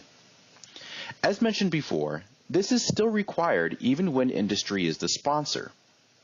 This helps us determine if the procedure or treatment is being performed by a qualified provider. Often, requesters attach the CV to the application, but can also instead fill out Section 7 of the Form 3926 as shown at the bottom. An abbreviated CV is also acceptable. Follow-ups are vital in ensuring treatment is safe. When making changes to the treatment plan, or if the patient is no longer on the investigational therapy, follow-up submissions will update the FDA on the latest safety events and protocol amendments going forward. Follow-up submissions are also helpful in determining if a group of patients may suffer from the same events on the same drug, or if some are benefiting. We'll go over some of these follow-up reports on the next slide. If the expanded access application is authorized, the sponsor, whether this is the provider or industry, is required to submit follow-up submissions. Safety reports are necessary to ensure risk is adequately mitigated in patients continually going forward. Often, FDA reviews active and past clinical trials as well as other expanded access applications to determine if specific events could be due to the drug, or if the event is more likely due to the disease. This helps the FDA collect data on drug products to determine if a large group of patients suffer from the same event and if there's a need to change or stop treatment due to any safety signals we may find from surveillance. Annual reports are important as they summarize the treatment of the patient for each year. This includes any adverse events the patient has suffered from and also any clinical outcomes the patient is benefiting from. Withdrawals are another vital part of the follow-up and reporting requirements. When the patient is no longer on treatment with the investigational product, the application needs to be withdrawn. This can be due to the patient expiring, completing treatment, or the patient progressed and either never received treatment or had to stop. As an important note, please submit your follow-ups digitally or by paper, as Project Facilitate does not accept emailed follow-ups except for emailed safety reports. The two types of applications are emergency and non-emergency single patient requests. To help differentiate between the two, this flowchart will detail the differences. For emergency, there's often no time to complete and fill out all the application material, and you're planning on treating the patient within 24 to 48 hours. So the Form 3926, LOA, and CV aren't required upon requesting. Due to the urgent nature of the emergency requests, we often give verbal authorization over the phone in lieu of a formal letter. However, since the required documentation is not required immediately, they are required to be submitted to the FDA within 15 days of the application being authorized. The IRB review is also required within 5 business days of treating the patient.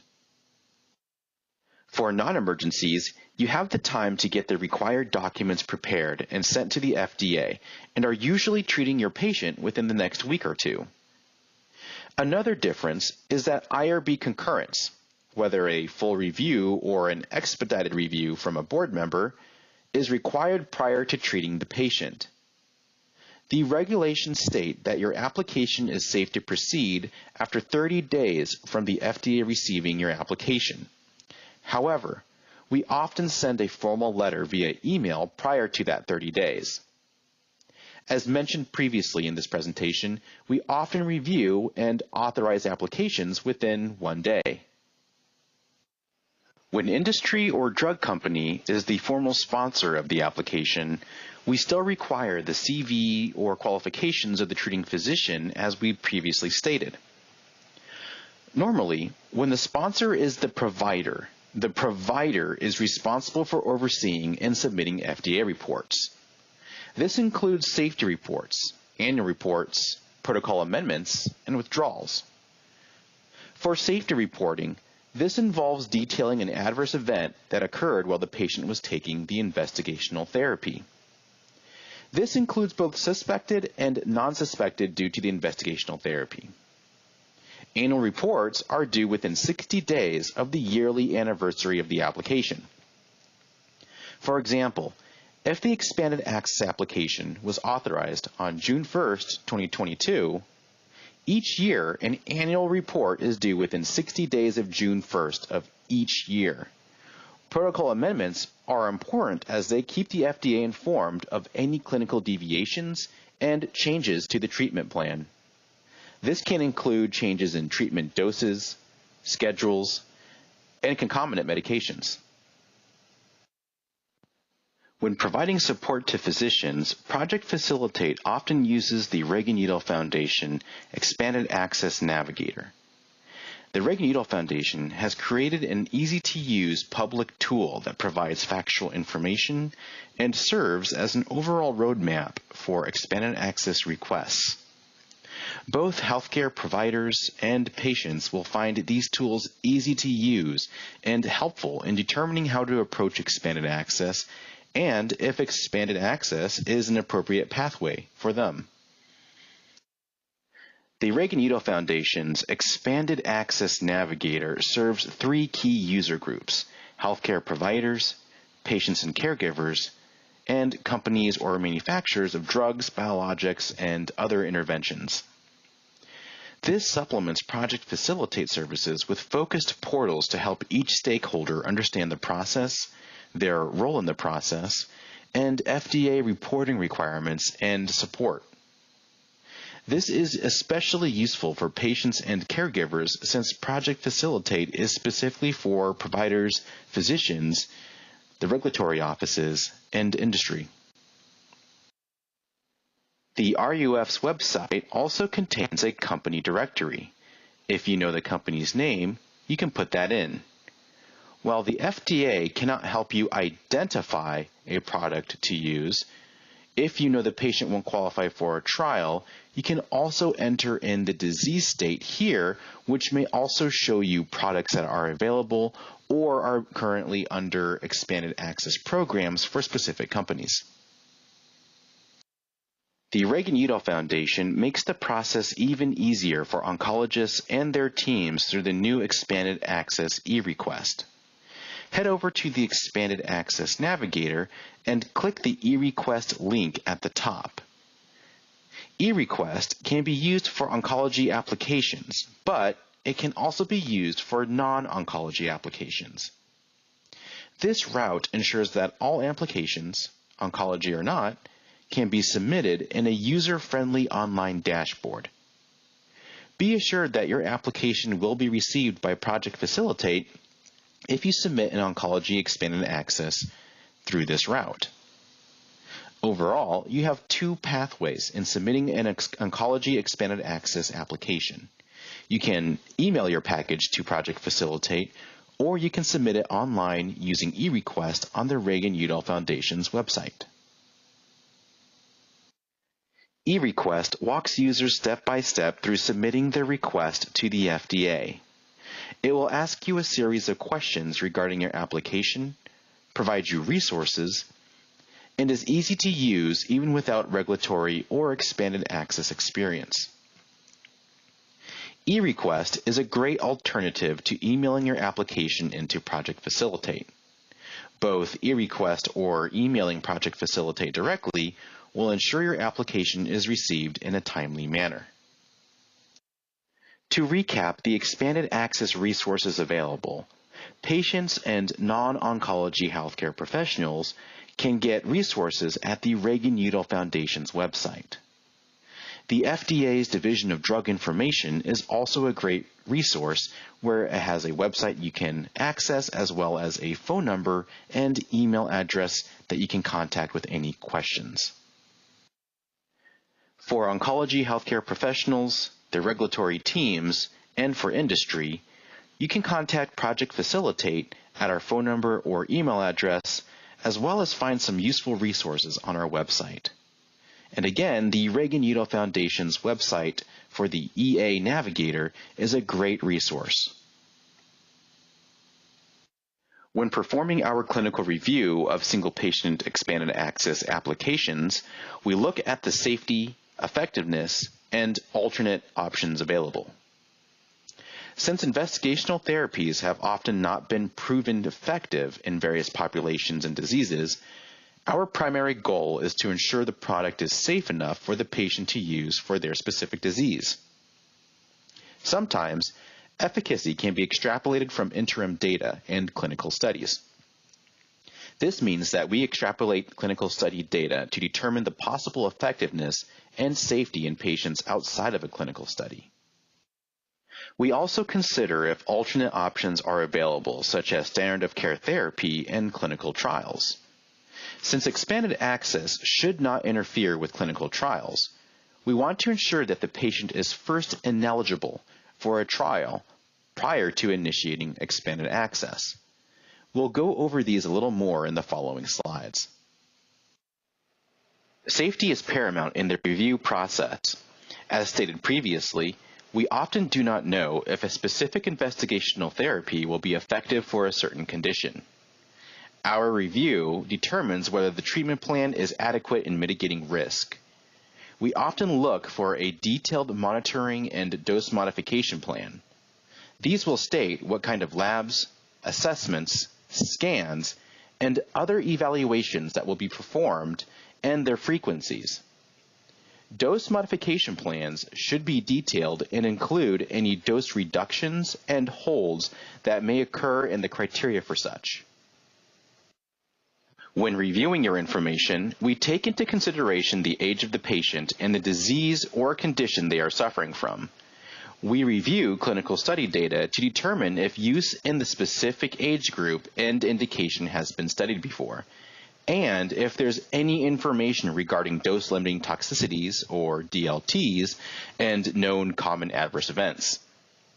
We also determine risk when looking at class-wide adverse events for a respective class of drug.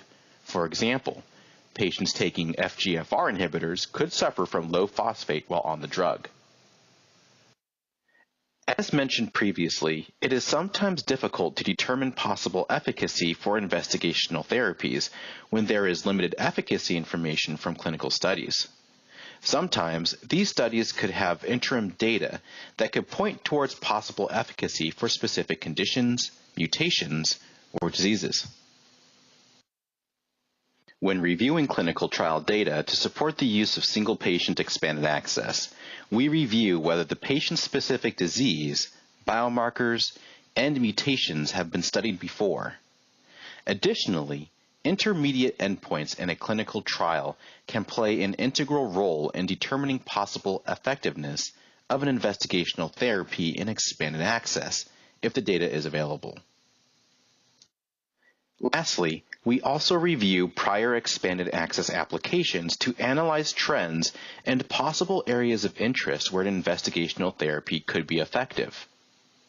Even though investigational therapy often has not been proven effective for a specific condition, we want to ensure it is safe for the patient to take. Chemistry and manufacturing is also an important part of the review process when this information is not readily available in the cross-referenced commercial application. The chemistry review is performed by an FDA CMC reviewer that determines the adequacy of the product. Some of the most common items requested include the certificate of analysis, which ensures identity, purity, and potency. Lot and batch information is also important when ensuring the product being used is within allowable specifications and expiration dates. Other data the FDA chemist may ask for includes data about the drug substance and drug product. Overall, a successful application generally consists of a few critical pieces of information. The LOA is the key to the submission and allows the FDA to use data from the cross-referenced application to review the expanded access application. Successful applications will also contain a rationale that explains the reasoning expanded access is being sought for the patient, as well as rationale about the treatment plan chosen. For example, is there data from clinical trials supporting the use in your specific patient? The rationale should also consider whether the patient's indication, age, and duration of treatment has been studied before, and whether the possible benefit of an investigational therapy outweighs the higher risk. Lastly, one of the most vital parts of a successful application is to stay responsive to FDA information requests. We often contact sponsors, whether they are industry or a provider, for additional information if needed. This can be anything from clinical questions or questions from our FDA CMC reviewers. Here you can find useful resources to get you started with expanded access. A great start is to go to the Project Facilitate webpage. Here you will find a lot of different types of resources as well as a video that is around 2 to 3 minutes long that explains the expanded access pathway. Project Facilitate is open from 8 a.m. to 4:30 p.m. Eastern Standard Time and can be reached by phone or by email. If you are requesting an emergency request after hours, you may contact the FDA's Emergency Call Center at 866-300-4374. Thank you for attending this presentation on FDA OCE's expanded access and an overview of the review process. Many questions can be answered by visiting our website. However, we're here as a resource for healthcare professionals, regulatory, and industry requesters. So feel free to give us a call or email us and we'll be happy to assist you.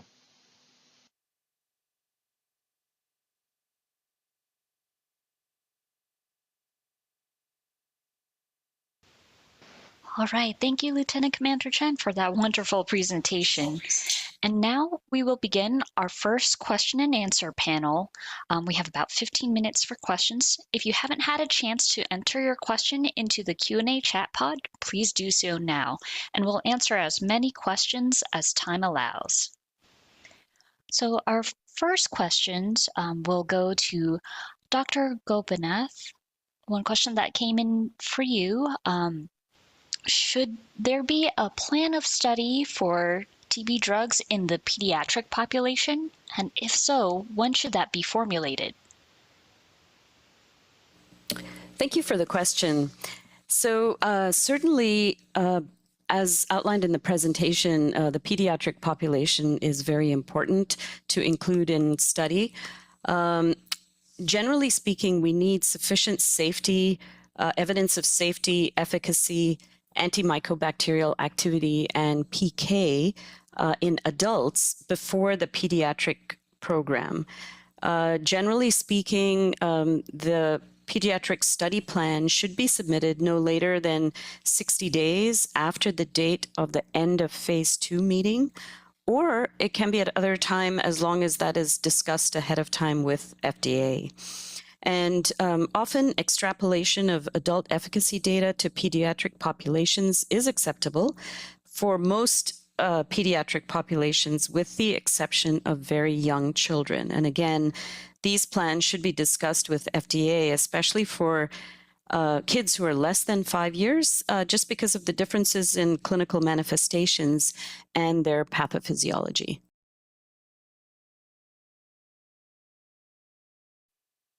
All right, thank you for that response. We'll continue with another question for you. What were the reasons for not using seroconversion for the beta-quiline protomated linazolid trial? Thank you for the question. Yeah, so as I mentioned in the presentation, the BPAL regimen, or protomanid specifically, was approved in combination with 2 other drugs. And the reason for not using seroconversion there was that it was a single-arm trial. And so the primary efficacy endpoint was a bacteriologic failure plus clinical response plus the occurrence of relapse. So that's why seroconversion was not used there. Thanks, Nora. All right, thank you so much for that explanation. We'll continue with another question that came in for you. Does the information about expedited pathways apply to ex-US markets where TB, AIDS, etc. are more problematic? Thanks for the question. So the expedited programs that I outlined are based in regulation and policy that is specific to the US FDA. However, it's important to note that the trials that support the applications for which sponsors seek these designations and approval pathways are often, especially for TB drugs, are often and indeed usually conducted outside the US in countries or regions where TB is more common. In general, but not always, to be considered by FDA, the development program should be submitted and developed under IND prior to the NDA submission. So as outlined in those previous slides, depending on the designation or the pathway that the sponsor seeks, there are various stages during the development process where these should be requested or applied for. Thanks, Nora. Thank you so much. Looks like you had a very popular topic. We have a few more questions. We'll do one more question for you. I am not clear on how FDA reaches agreement with the sponsors on clinical endpoints for extrapulmonary TB. Would you please explain with some examples, if any? Thanks for the question.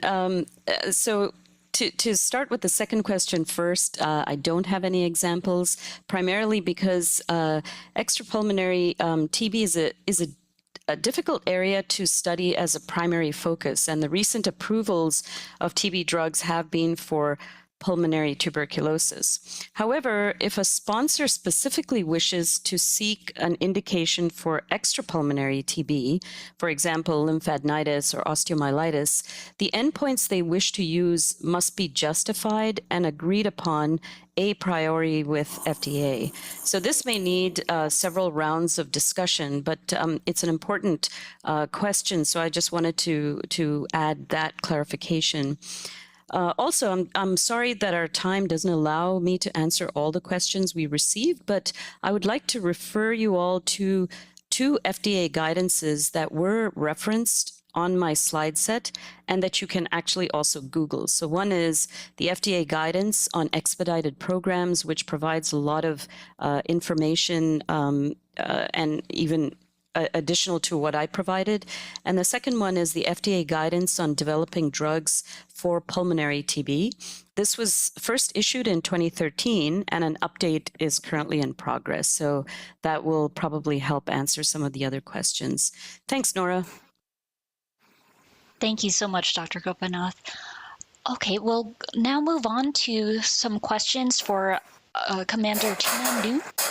First question for you, if you could please provide guidance on reporting changes to tentatively approved products under PEPFAR. Thank you for the question, Nora.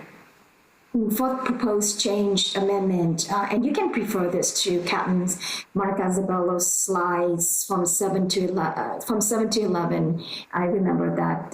But however, from the NDA's perspective, the agency recommends that the applicants refer to the guidances for industry, and I can name a few here for you. Number one is changes to unapproved ANDA or NDA, the April 22, 2004 version. The second one you can look up to is the changes to unapproved NDA or ANDA, questions and answers, and this is January 2001 version. And another one I can think of is the immediate release solid oral dosage form, and it's a scale up and post-approval changes for CMC, and that is the November 1995 version. And the applicants should submit the change amendments to the agency. And I just want to remind you that after the review of the submission, the agency sends the applicant one of the two types of action letters. Number one is a PEPFAR permitted letters if the change is found acceptable. And number two is the PEPFAR denied letter if the change is found unacceptable. And the original application remains tentatively approved in either case. Thank you. Thank you so much for all that information, Commander New. Our next question will actually go to Dr. Capella. Dr. Capella, what about in-use stability data? Are we required for accelerated condition or only long-term temperature? What is the duration of the study? Is it required? Okay, thanks for those questions. Yeah, to follow up on the in-use stability situation, it typically is, as it says, for in-use conditions, and therefore accelerated conditions are not really applicable. The purpose of accelerated studies is for sort of a compressed stressing of the product to kind of understand its degradations or degradant production if possible. Whereas in-use study is really looking at the patient interface with the product. As far as like duration, it's typically based on the type of situation. So for instance, I think I mentioned a bottle with 90 tablets. Say that's one, if it's a single dose per day, that's about 3 months and of time. So we'd expect the study of the in-use stability to cover that same type of time period. So as far as requirements, again, it really is based on knowledge and understanding. the reason that we look towards in-use stability for these larger bottle sizes is that, again, 30 days is a typical window of usage that's very common. But once you expand beyond that, it does put a stress on the drug product stability because you are exposing it to perhaps humidity above and beyond when it's in a closed container, et cetera. So it really comes down to knowledge and understanding. So our expectation is that tablet sizes of packaging larger than 30, say it's again a 3-month regimen, we would like to see data that supports the claim that the product maintains its quality. So thank you. Thank you so much for those responses. One more question for you, Dr. Capella. Is there a peer review step as part of the PEPFAR approval process? Yes, a very good question. Peer review is throughout. I know when I showed the expansion from a single reviewer to a team-based review, aligned team-based in OPQ, it seemed like we went from one person to, say, 5, but in reality, we went to one person with a peer review to now 5 people with effectively peer reviews for each discipline. And we also, I don't think I mentioned, have what we call an application technical leader. And this is a sort of a secondary level chemist who would evaluate our internal assessments for all the disciplines and make sure that we're harmonious and that we are presenting a unified position on quality to the applicant. So there are definitely several layers of peer review during the active process, as well as putting in the responses to the applicant. So thank you. All right, thank you for that information as well. Now we'll move on to a question that came in for Captain Monica Zabelos. Captain Zabelos, can we file shelf life extension beyond 24 months via an annual update for product TA under PEPFAR, or what is the correct path? Thank you for the question. The short answer is no. As outlined in my presentation, slides 7 through 11, I talked about how to submit change amendments after a tentative approval. For the specific question, we will like applicants to submit shelf life extensions via minor amendment. However, the review timeline will be different for an NDA versus an ANDA. For an NDA, the review timeline will be a 6-month clock, and the applicant will get either a permitted letter if the change was found acceptable, or a deny letter if the change was found not acceptable.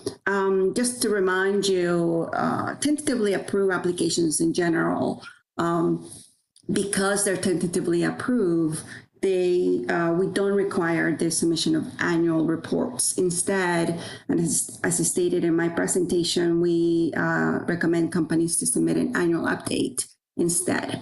But for the particular question, we do want them to submit it as a minor change amendment, both for NDAs and ANDAs. Thank you. Back to you, Nora. Thank you so much. All right, we'll do one more question for you, Captain Zabelos. Let's see. How do I access the FDA PEPFAR database? Yes, thank you for the question. The database is public, so if you go to fda.gov and you search PEPFAR, it will take you right to the landing page for the database, and from there is a button that you can click database, and that will take you right to the picture that I show you on my slide.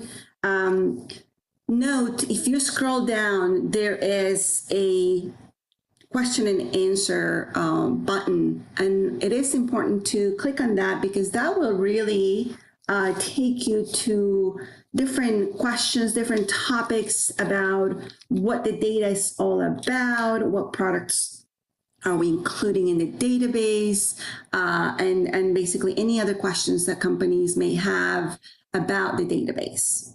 Thank you for the question. Back to you, Nora. Thanks so much. Now we'll move on to some questions for Lieutenant Commander Mitchell Chen. Lieutenant Commander Chen, can you explain when expanded access is used versus an open label extension study conducted by a sponsor? Yes, that's actually a very good question. So basically, yes. So an open label safety study is primarily for characterizing the safety of the drug late in development versus expanded access, which is primarily for the providing access to treatment. So there is no intent for collecting data for commercial use in that sense, and so that's the biggest difference. And but however, in practice, many studies that are described as open label safety studies have characteristics that appear to be more consistent with treatment INDs or protocols, which was kind of covered in my presentation. I mentioned that we weren't going to go over that during that whole presentation, but it was mentioned where multiple patients can be under one application. So, so if an IND or protocol describes an open label study that provides for broad expanded access to an investigational drug in the later stages of development, but they lack planned systemic data collection and a design that's adequate to meaningful evaluation and safety issue.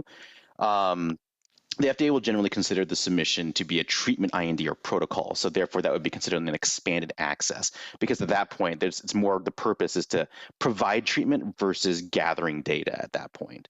But in that event, that the protocol or the application is not submitted as an expanded access protocol, the FDA's own review divisions will correct that to the correct expanded access application type. All right, thank you so much for all that information. We have one more question for you, Lieutenant Commander Chen. For how long the industry should provide the drug to the patient on a SPIND or single patient IND after terminating the clinical study by the industry or drug maker when there is no plan to continue the development of the drug? That's a very good question. It is actually one of the most common questions that we get from industry. And the answer to that is that it is up to the manufacturer, the drug company, to determine how long you'll supply the drug product for single patients through expanded access, whether this is for single patient or, for example, like we mentioned before, with like treatment INDs where it's a little bit bigger. The FDA cannot force a manufacturer to provide product through expanded access. So there's nothing that says that we can tell you to do it for so many months, so many years. And this has happened in the past where sometimes treatment through expanded access has had to cease.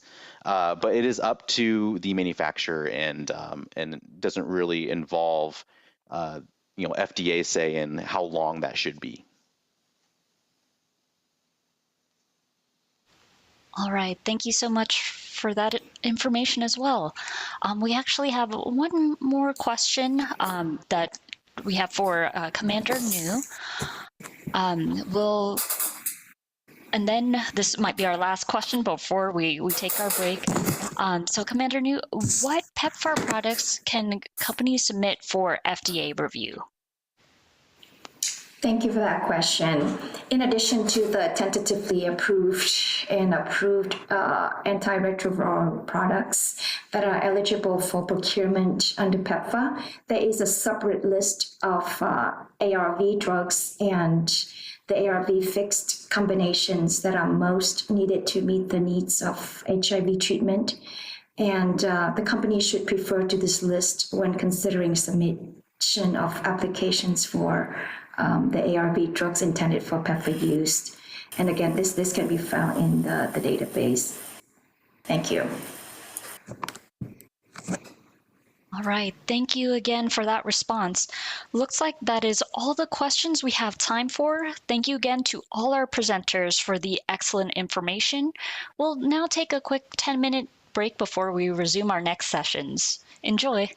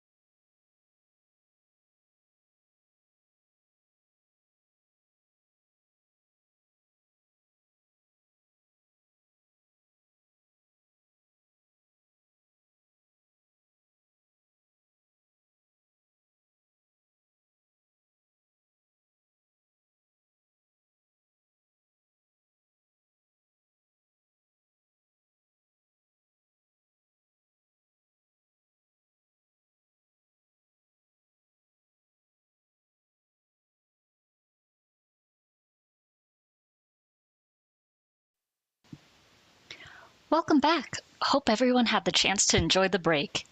It is now my pleasure to introduce our final sessions for today. First, we will have a presentation by Dr. Frank Holcomb, who will discuss the expectations for product stability and the purpose of stability requirements. Dr. Holcomb is Senior Advisor to the Immediate Office in the Office of Life Cycle Products, or OLDP, in the Office of Pharmaceutical Quality within the Center for Drug Evaluation and Research. During his career at FDA, he has worked in the areas of data and quality standards development, guidance development, and implementation, product quality assessment development, and has been a member of several external organization guidance working groups, including ICH.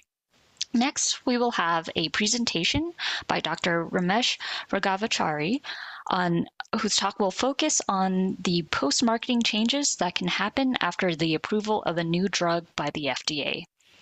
Dr. Raghavachari is the Chief of Branch 1 in the Division of Post-Marketing Activities, which is part of the Office of Lifecycle Drug Products and the Office of Pharmaceutical Quality. Dr. Raghavachari has experience in supporting drug product quality reviews across a wide range of therapeutic areas, both in pre-marketing and post-marketing of new drugs. Now, please join me in welcoming our first presenter, Dr. Frank Holcomb.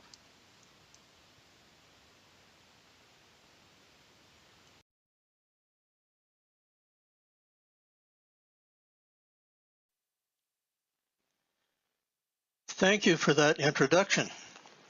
I'll be talking today about best practices related to determination of stability of drugs, both from a development and a regulatory perspective. When I use the word drugs, I'm intending to mean both drug substance and drug product. You may be looking at the title slide, which says stability.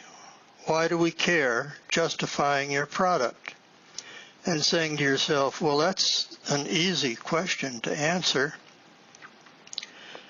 We want to know how long is the product good for? And that's a good short answer. However, there is a lot of planning that goes into determining that answer.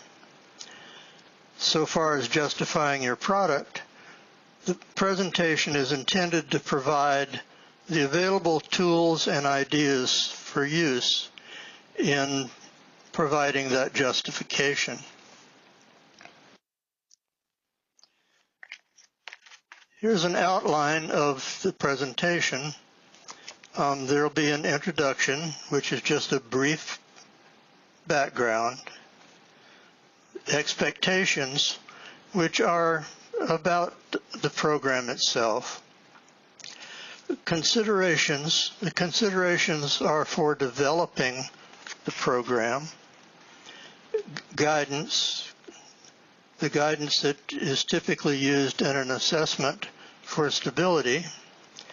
The guidance content, which is just touching on the major topics in the various guidances, and then some final thoughts about the presentation and going forward. Well, why do we care? We care because we have unknowns in our system. At product release, we know the status of the product. The product is acceptable or it would not be released. However, once it's released, there are several unknowns. One of those unknowns is how long it is before the patient takes the particular drug. That's related to the distribution scheme, the time in the market, the time in storage, ownership by the patient.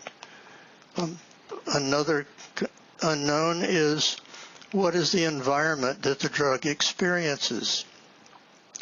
It's in the distribution and it's in sometimes uncontrolled environmental situations. So when the patient actually uses the drug, we're not entirely sure whether or not the drug is still acceptable for the patient.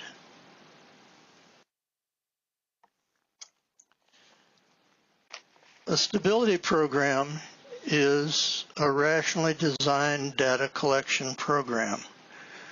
The data that's collected is describing product characteristics over time. These are intended to help us remove the uncertainties from the previous slide. The result of this data collection is a stability profile. And since this profile incorporates product characteristics, it can be considered to be a product quality measure.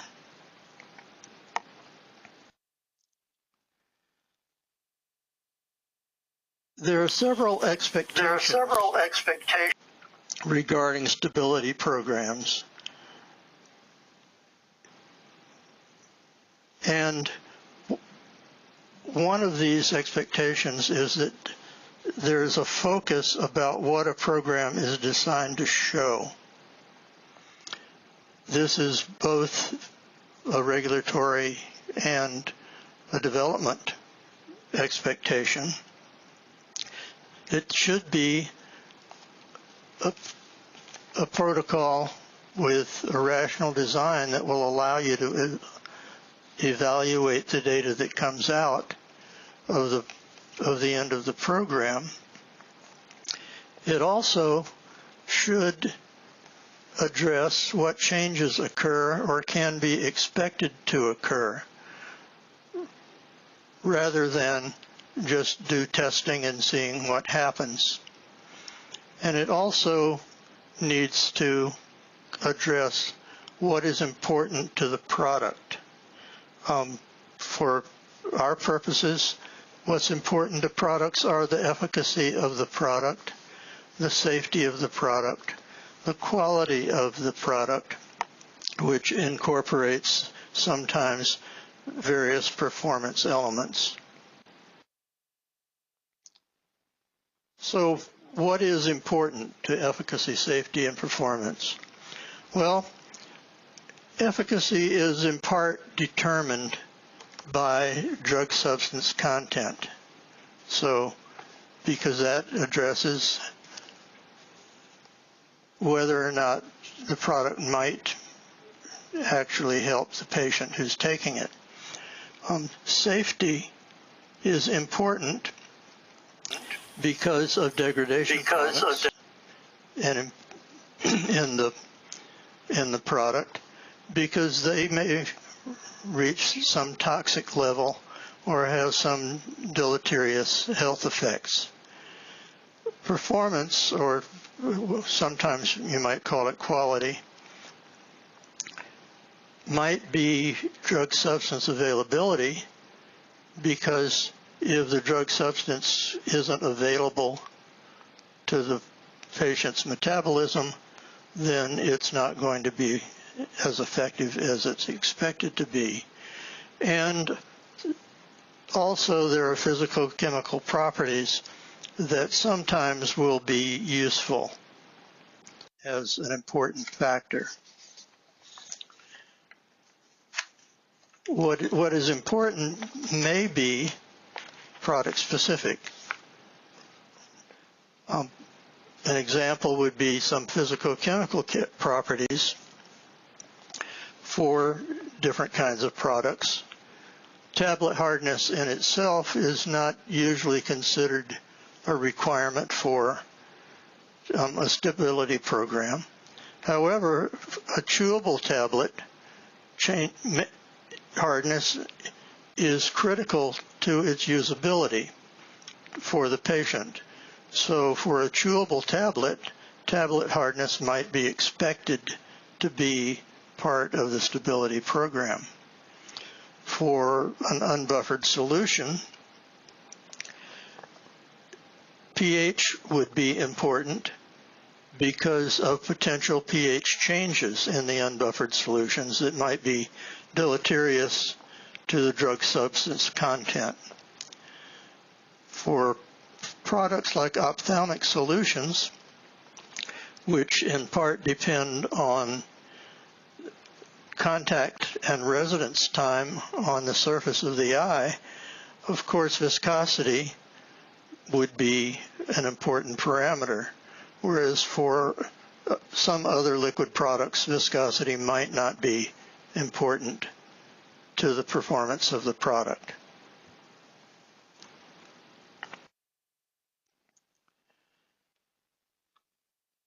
Among other expectations that one would find from a regulatory standpoint is it would be expected that the ICH Q1 guidance recommendations will be followed.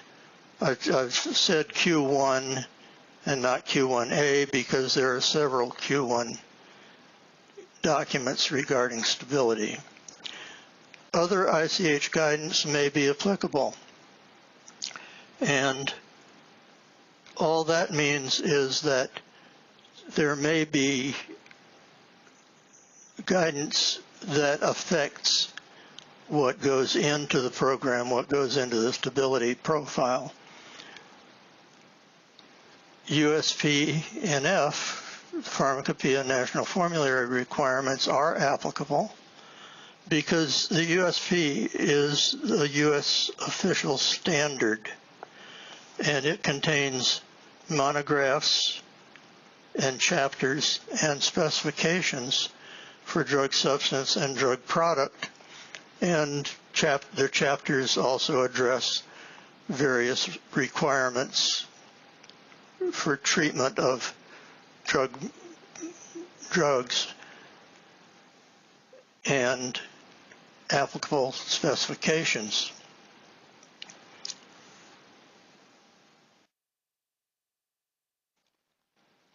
What kinds of things might affect these important product properties that we've talked about just generally?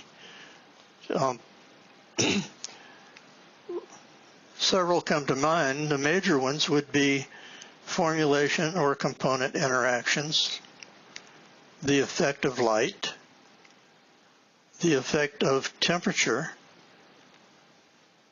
because most things would degrade at elevated temperatures, or the product may not maintain its integrity under freezing conditions. Another effect might be chemical degradation, and this would be hydrolysis, reaction with acid and base for, again, chemical degradation.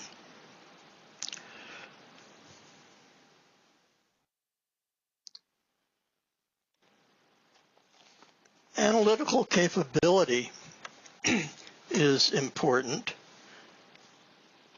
because we need to be able to see what changes occur and the extent of the changes.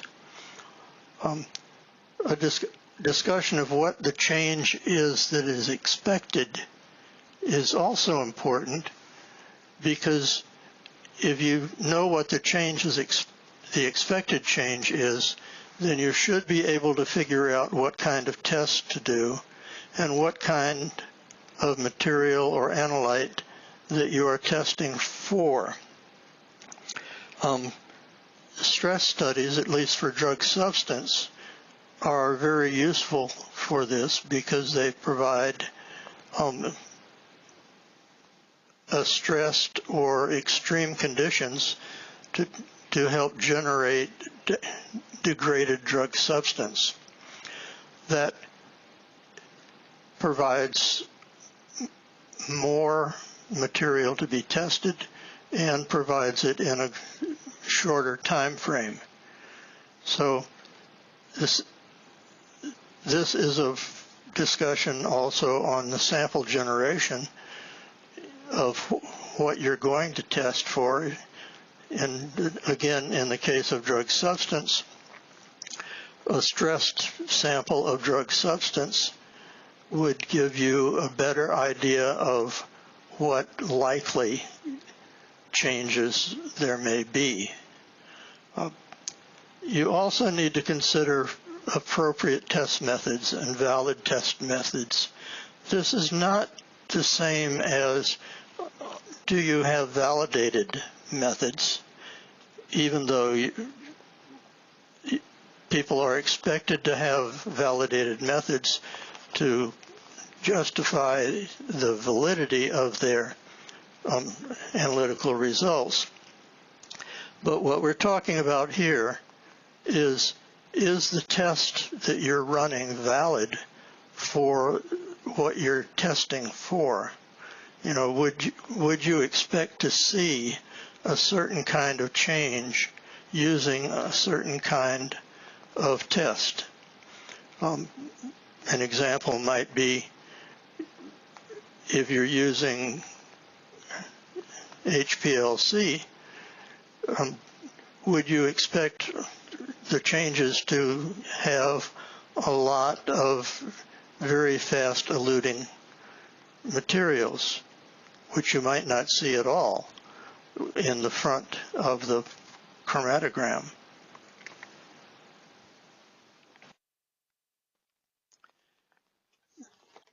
This is just a list of guidance that relate directly or indirectly to stability issues. I'm not going to go into any detail because we would need the rest of the conference to cover them simply because of the wide scope and the granularity of the information in these guidances. However, I will be highlighting the major topics later in the presentation. First, we have the ICH document Q1A-R2, which is stability testing of new drug substances and products. We have ICH Q1B, which is stability testing, photo stability testing of new drug substances and products. We have Q1C, which is stability testing for new dosage forms. And we have Q1D, which is bracketing and matrixing designs of new drug substances and products. Q1E is a document describing evaluation of stability data. We have guidance for industry, for ANDAs, which is stability testing of drug substances and drug products, question and answers. And we have the United States Pharmacopoeia National Formulary, which is a wealth of information.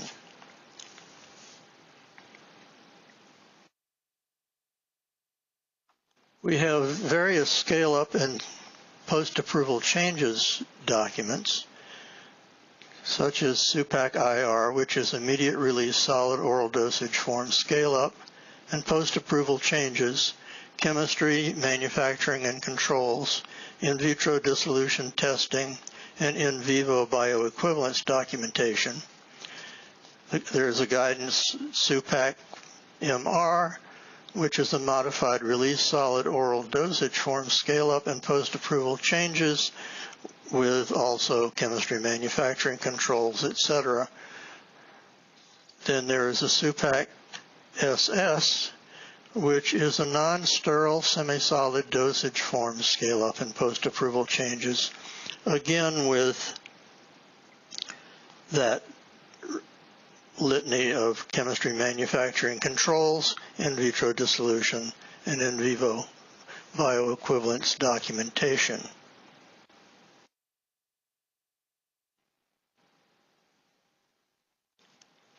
There are guidance that are not directly stability guidances, And these actually address product criteria that would affect the protocols and stability program. ICH Q3A through Q3E address impurities, and this is important to stability because those guidances describe controls and descriptions of limitations in the criteria.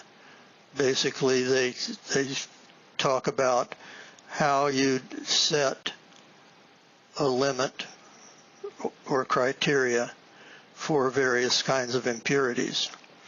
ICH Q6A and Q6B are documents describing specifications.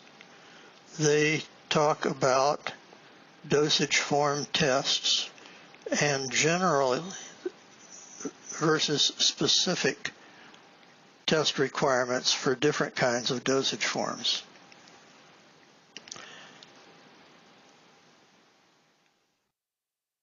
You may have noticed that there aren't very many FDA-specific guidances on drug stability. This is because the FDA has adopted the harmonized ICH guidance for use in application assessment.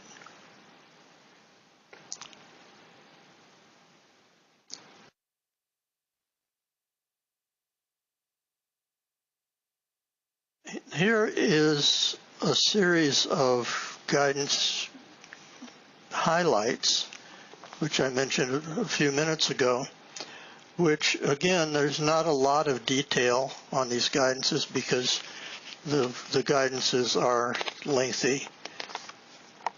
But just the major topics that are addressed within these various guidances. Q1A is what we would like to talk about as the basic stability guidance. It contains batch recommendations, such as the use of multiple batches. It describes permissible or expected batch scale values.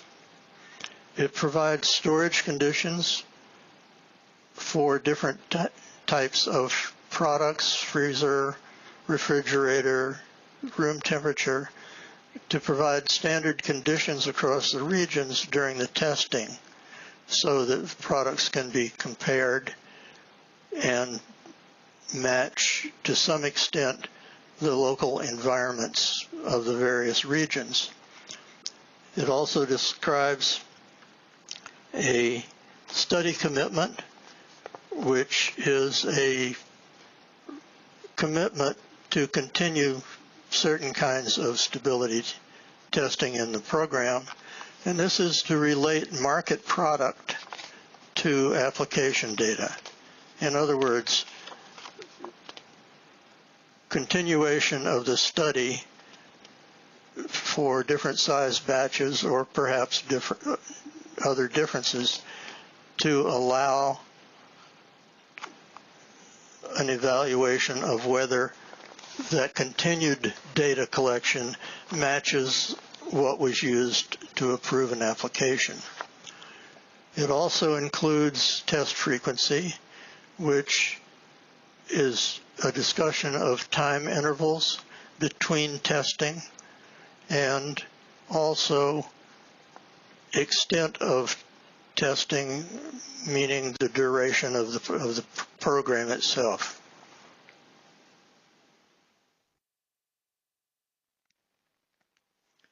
ICH-Q1B photostability testing is, as it says, testing for sensitivity to light. And it's a stress test, and it provides standard conditions for testing of drug products and drug substances. One of the primary uses for this information is as a guide in developing packaging to protect product from the effect of light.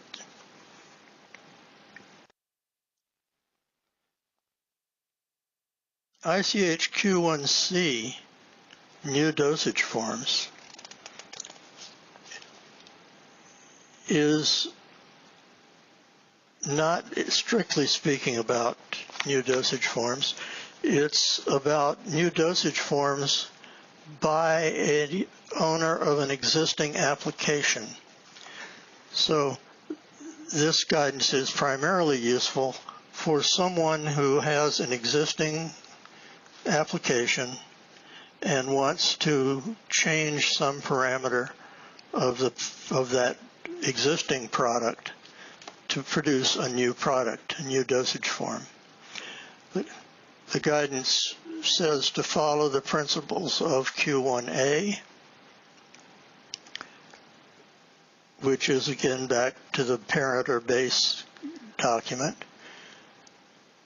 And there is a potential in Q1C for a reduced database on submission of the new dosage form application. Basically what this means is that you may be permitted to submit a reduced data package based on the previously submitted data for the other product. The key thing, I think, for Q1C is to remember that it doesn't apply to anybody who wants a new product. It applies to a change in a product for someone who already has that product.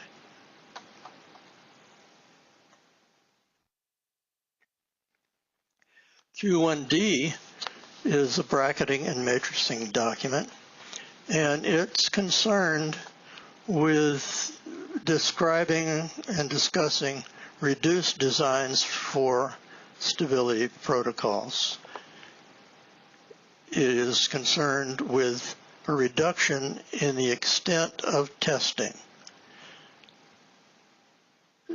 Bracketing and matrixing are two different items,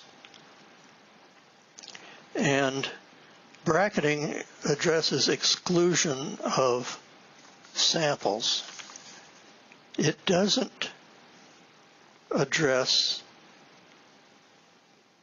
the same thing as matrixing. In bracketing, if there is a range of strengths or a range of container fill or a range of container sizes, the idea is to use the extremes of those ranges and not test the interior samples, the mid samples. Test only the extreme samples. Matrixing, however, does not eliminate any samples. It instead eliminates testing at selected time points, so that not every product batch is tested at every time point, but the matrix design has to be chosen so that the product is tested across all of the time points so that there can still be a profile generated for the product.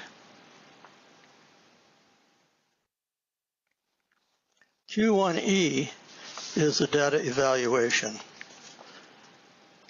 and it's a discussion of the determination of retest period or shelf life estimation, and it's based on the accelerated, intermediate, long-term study results, and it describes the treatment of multiple batches, variable data, and statistical methods. The extrapolation, which is part of the determination of the shelf life estimation, depends on the profile of the data and the extent of the data, the variability of the data trends, at the various temperature conditions. You may be able to achieve either a 6 or a 12-month extension beyond the data that's available. For ANDAs, it's no more than 12 months.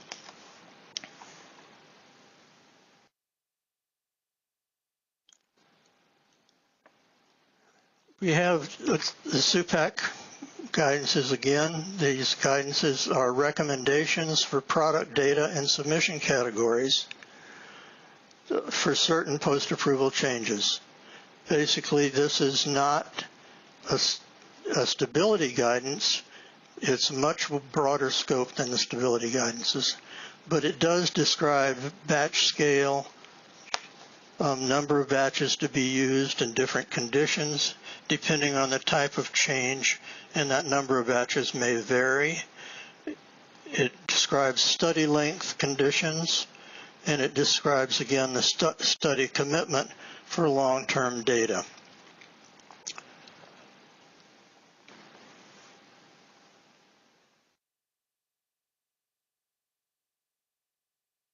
The final slide here are my final thoughts on this. I just wanted to go back for a second and say that we do care because we want to assure that the product maintains fitness for use, and that the effort put into justifying this is appropriate for demonstrating that use. The final thoughts: use the available guidance. The guidances define what is generally expected and might be acceptable, and describe elements important to a successful stability program. Justify any deviations, because if you're deviating from what's generally accepted, you need to be able to support those deviations. Identify the relevant product characteristics, because having the relevant product characteristics is the basis for the program, for the results to be meaningful. And maintain the protocol in the program. Be faithful to it, because that's what generates the data used to evaluate the product. I hope that I've been useful and provided some insight into the tools and thinking that are useful in determining product stability. That concludes my presentation. Thank you for your attention.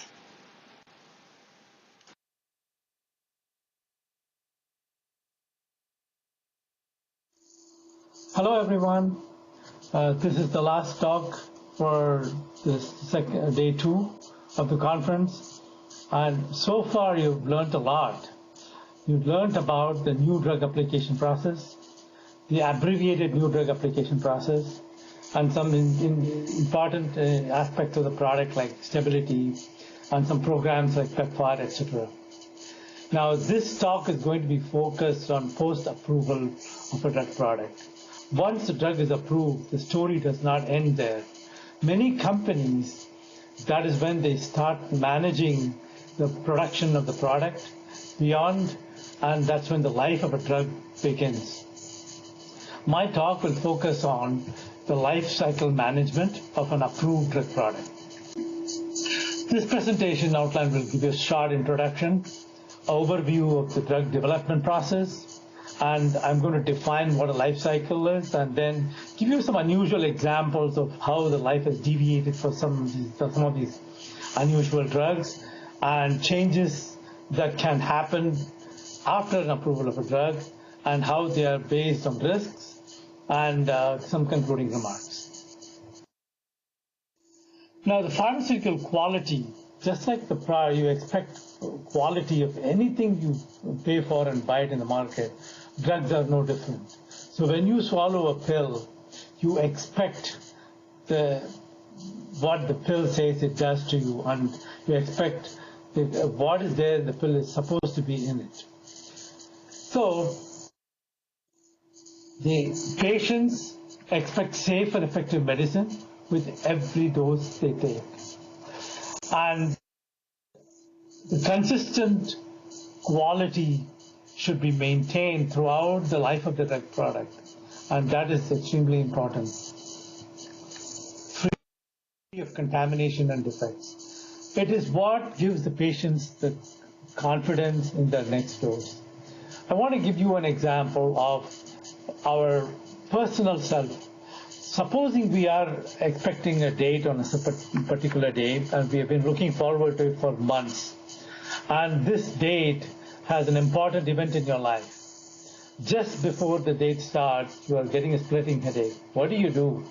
So you go into the medicine cabinet, you pull out a bottle of ibuprofen or aspirin or acetaminophen or naproxen, any of the things that which works for you, which you have it readily, you take it and swallow it. With no questions asked. All you care about is getting rid of the headache so that you can move on with the next program in the agenda. That confidence with which you take the pill is what the agency provides. So, in order to, you've seen in the previous talks about NDA, about different teams coming together to review a drug application, new drug application. Now, quality alone has different branches of different review teams coming together, because it is not one. It used to be that one person used to do everything, but now there are several teams playing a big role in approving the quality product alone. So the drug substance is one set of things, which is an active pharmaceutical ingredient. Then the drug product, how it is designed, how it is manufactured. Then the dissolution in biopharmaceuticals and bioavailability. Then the manufacturing process, microbiological aspects of the drug. Then the drug, where it is manufactured, the facility and how it is inspected, whether what they say in the application is what is there happening on the site. All these things constitute a review process, and this review process is very involved, very thorough, and we make sure that the drug is of high quality. So to give you an overview of a drug development process, it starts from identifying a lead molecule, then you optimize the lead, and then take on to the different stages of development. The next two slides will give you an idea of what the process is all about. So the drug development process, discovery is the first step. Having found an entity, molecular entity, for a particular indication, we take on to the development of chemistry, biology, and the feasibility of this product, of a potential product. And this product will be determined what dosage form, what kind of delivery method, what kind of a treatment it is for, etc., etc. And the biology and feasibility are all worked out in the development stages.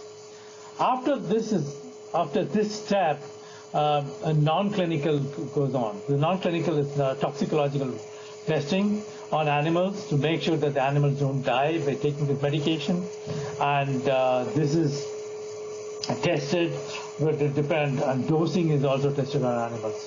Then there's the pre-IND stage. Pre-IND stage is a stage, an opportunity of overview of all the results you have and bringing it to the agency, asking for a meeting and to proceed ahead so that you can proceed ahead with some advice from the agency. So the pre-IND applications come, and these pre-IND applications are meeting packages, so where they ask questions and the agency advises them how to follow through. Then phase one is the investigational new drug, which is testing for safety of the drug product. The safety of the drug product is evaluated under phase one. Then under phase two, efficacy to some extent. And once the efficacy is feasible, it's the feasibility of efficacy, then as a large-scale efficacy is conducted under phase three. Once the phase three is complete, the results are compiled and submitted to the agency for an approval of an NDA. Right? At that point, That is when once FDA is approved, FDA has approved this application, the phase 4 starts. That's when the life of a drug begins. It is like having a baby. So the baby starts growing only after its birth. The main body of data for quality can be divided into major ones like the drug substance, drug product, packaging and stability, placebo information, and labeling. Placebo information is mainly applicable for investigational new drugs and clinical trials, but not for the drugs for post-marketing applications. Post-marketing applications are all real-time on the patient study. Next, how do you define a life cycle? Life cycle starts with the application of a new drug, right? Once the drug is approved, then it goes into a post-marketing setup. After the approval of a drug, that's when the real properties of this drug entity in the market, in patients, large populations, are identified and followed through. After several years of the drug being in the market, generic drugs come into play once patent expires or the exclusivity expires. Generic drug new applications come in after the fact. And then the post-marketing, then after a generic drug is approved, the post-approval of generic drugs are come to play. The life of the generic drug begins. So the life goes on. So every company always tries to come up with new drug entities all the time. And they expect the approval of a drug product because they want the life of the drug to be long in the market. Something like ibuprofen or acetaminophen, etc., which has been there for decades and decades. I'm going to give some unusual examples of drug entities. One of the things is, after a drug is approved, there's a lot of learning from the clinical trial which define the path of the drug.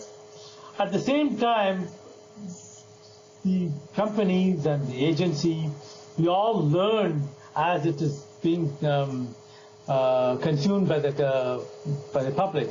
We get to know of events, serious adverse events, or the side effects, which are unintended consequences, all those things, and long-term consequences. All these things are learned during the post-marketing experience. And I'm going to give you some unusual examples, as I told you, in the next 4 slides. These 4 slides will show you only the structure of the active molecular entity, active moiety, and this entity will, just to tell you a story behind each one of them.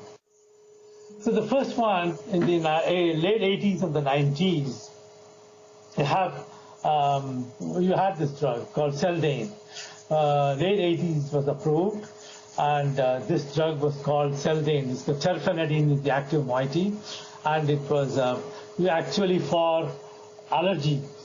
This was about to become a blockbuster until they found out many of the patients who were taking it were getting arrhythmia. It really worked as an allergy drug. But when they're exploring the molecule further, why the arrhythmias were happening, they found this particular entity itself was very toxic. However, as soon as this drug enters into the body, it gets metabolized into one of the methyl groups here, metabolized into a carboxylic acid, which is this entity here. Exactly the same molecule, which is a TOH here. And it so happens that this metabolite is what is responsible for the antihistamine properties for allergies. So the company abruptly dropped this molecule and started developing this product. And so they pulled this out of the market after 13 years. But however, this molecule, vexafenadine, which was marketed as Allegra, became a blockbuster. And even today it's in the market, which is being used by many people. and there's an enormous amount of public impact. Then another drug entity, Vioxx, you all know about this product. This is a COX-2 inhibitor, and it was in the market for 5 years. They pulled out from the market abruptly due to a lot of problems, adverse event problems, especially in cardiac adverse events in patients. The company voluntarily did it, and it is no longer available for that indication. So why am I giving this example? See, in the last example, it really the entity which they discovered, spent so much money to discover, was not the correct entity, but that gave some unintended consequences of this metabolite being a drug entity, which is a blockbuster.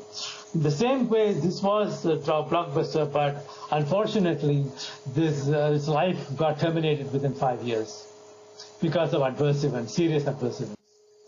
Another drug has a different kind of a story, where this is minoxidil. Minoxidil is the name of the product, and this was originally developed for hypertension or high blood pressure. It worked better in growing hair than for hypertension. So they started developing this for hair growth after the clinical trial. So they used it as a topical cream or a foam or an ointment, and this can be used for hair growth product as a cosmetic, which is a cosmetic thing. So cosmetic entity. So there's another example with Viagra. It's the same kind of idea of this was developed for high blood pressure. But when during the clinical trials they found out that it didn't work very well for high blood pressure, but the older people who were taking it were having very good sex lives. And that was the reason why they started focusing on this for erectile dysfunction, based on the impact it had on the clinical trial. So this was approved for erectile dysfunction, and and became a blockbuster film. Why post-marketing changes, right? Why do you have to have changes? One of the things is the continuous improvement of the product. So until the drug is approved, the companies tend to spend minimal amount of time and energy and money to until they are sure that this is going to make a difference for their pocketbooks. So once it's approved, they know they can make money out of it. So the companies start working on improving, optimization, and focus towards marketing of the product. So continuous improvement is one of the aspects of it. Product optimization, incorporating of new technologies into the product, and process improvement. As I told you, it is like having a baby. Once the baby is born, then the baby learns. Every year the baby learns and grows. And that's exactly the way the drug, we all learn from the drug molecular entity, drug of a new molecular entity, the new molecular entity is what it does in the market. The process improvement is based on historical knowledge also. So over a period of time, they optimize to make sure this is consistently made to quality. And then regulatory requirements are there. So supposing during the approval process, they did not do certain things. They did not have any, let's say, stability data, adequate stability data. So they would be asked to commit to do certain experiments to make sure this entity, this drug product, follows through all the required guidances. And those comes under requirements and commitments. So in order to fulfill those requirements and commitments, the company does that work. And then the product quality issues, occasionally they arise. Stability can be a problem. Sometimes the formulation can be bad because it's not stable because of the formulation. Those kinds of issues can also have an impact, and that will make the companies do some improvement on the product. And product, then business reasons. A lot of reasons is focus in the companies are toward business and economic reasons, supply and demand, etc.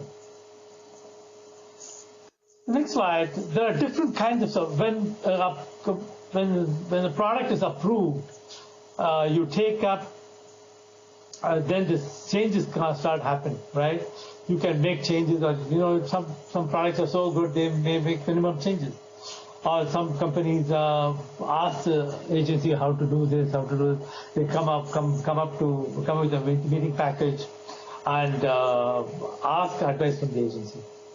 There are 3 types of supplements we can do for changes. Efficacy supplements can come in this, for claiming a new indication in the product. These are all some of the things I told you are unintended consequences. The changes in dosing regimen, safety changes. Sometimes safety is a problem, and black box warning may have to be issued. The contraindications with food, etc., those are explored, because not all these things are identified during the clinical trials. And then addition of dosing information for special population, for example, pediatric population or people with certain indications, certain diseases cannot take these, or contraindications cannot take this, or with certain food, dietary restrictions cannot take this, etc., etc. And sometimes nowadays we are going through the companion diagnostics. Some genetic, some genes have a problem of taking these kinds of drugs. That is also a part of today's added advantage of knowing the sequence and mutations. Labeling supplements. Labeling supplements changes to the labeling, which can be errors that are made during the original approval can be corrected, or constant improvement. And the medication guide, based on what is out in the field, how clear it is, and what confusion it causes, can be identified and made change, and changes can be made on those basis.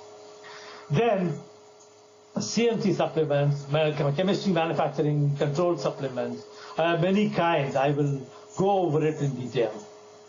And changes to drug products, drug substance, manufacturing process, analytical changes, site changes, etc. Now, regulatory review times and clocks, I'm going to go over this.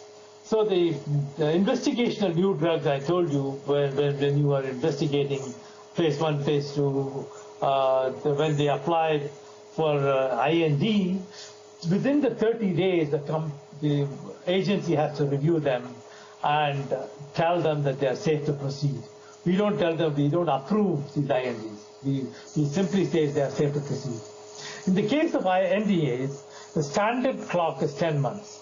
And the priority, for example, drug entities which have a serious public impact, health impact, like and rare diseases impact, those get a priority application, like even oncological drugs get priority review clock, which is 6 months. In the case of post-approval supplemental changes, there are 2 types. One was the prior approval supplement, and CBE 30 and CBE 0. Prior approval supplements are a 4-month clock, which they cannot implement until the supplement is approved. In the case of CBE 30 and CBE 0, they can implement it 30 days after submission or 0 days after the submission, and the review clock is 6 months. And usually the onus is on the company and the risk they take for submitting CBE 0. The agency has the prerogative to change it to a prior approval supplement. Typical types of post-marketing application changes for a drug substance. What are those? A new manufacturing site. Many a times, a company will see a market for expanding. So they want to make more drug substance, and they may add a new manufacturing site. This manufacturing site will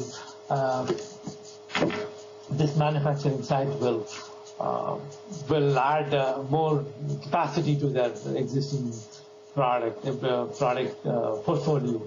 And that is one of the changes. Then the other one is new supplier of regulatory starting materials.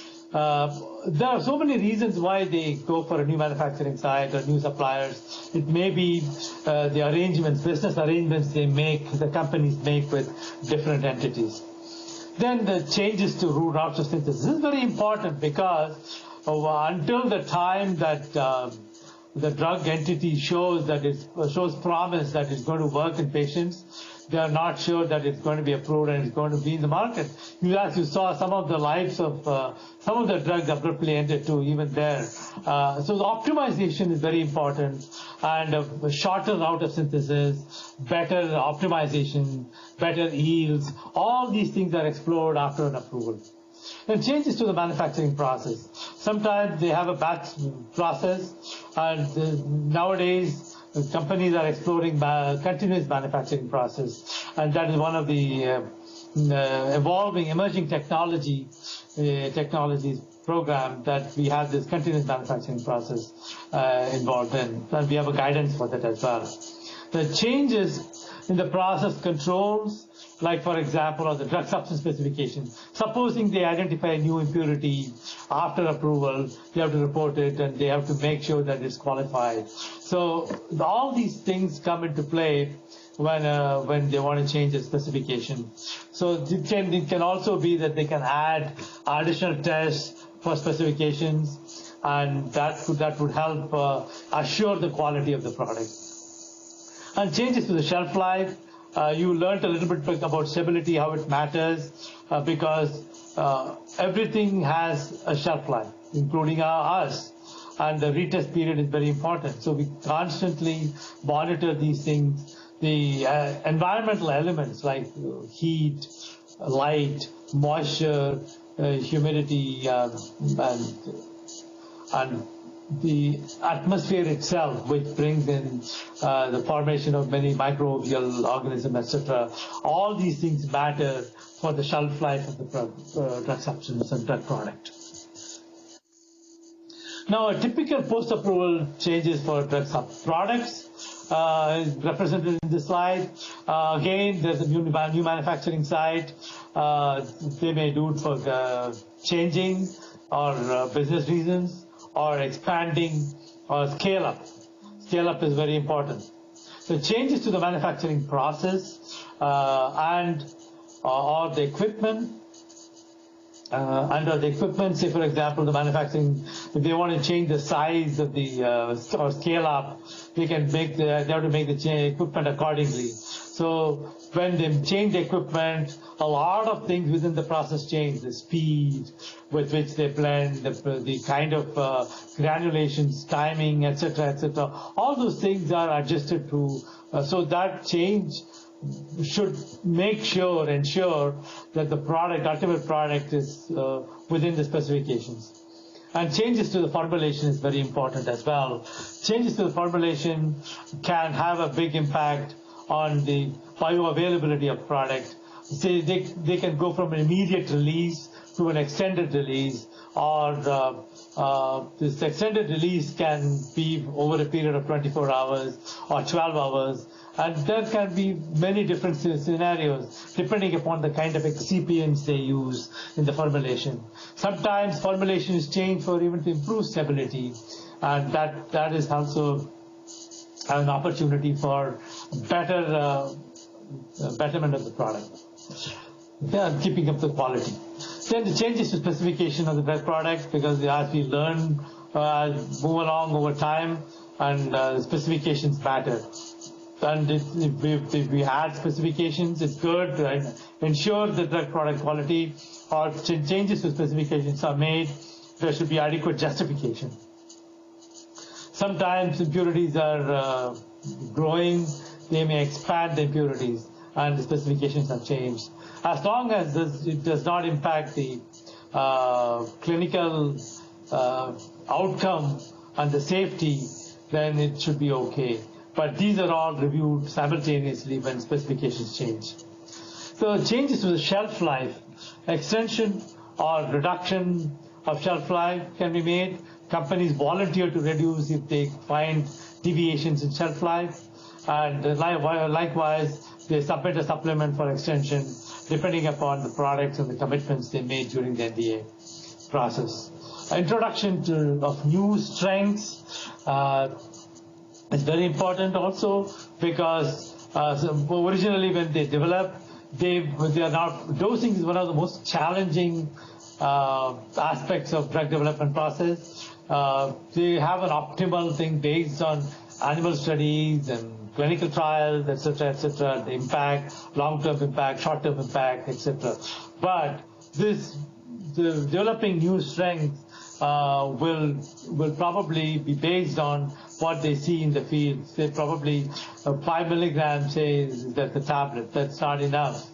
And they may develop it to 10 milligrams and 20 milligrams, which are necessary for certain indications, and then patients as well. Same way, 10 milligram may be too much. They may want to bring it to 1 milligram because it's too narrow a therapeutic index, so they want to change the product strength. Like the narrow therapeutic index is a very difficult thing to deal with. They have to titrate it from 1 milligram to several milligrams until they find the right amount of dosing that the patient can hold. So in order to do those kinds of titrations, there may be necessity for new presentations or new strengths. Okay. New presentation is something different. When a new presentation is probably like, for example, 50 tablets in one bottle and 100 tablets in that one bottle. So those are new presentations. Now, the regulatory basis of post-approval changes is under the law as a regulation 31470. Supplements and other changes to an approved application. Then the applicant must notify FDA about each change in each condition established in an approved application. Okay, so they have to, for an approved application, is used as a standard. They can improve on it, but they have to make sure and justify what the changes they are making are matching with the approved product, and it's going to have a positive clinical impact. The regulatory basis for FDA guidance. So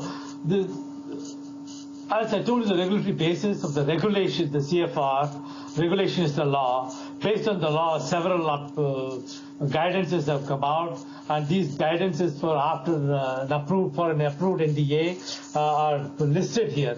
Changes for an approved NDA, I'll show you how it looks.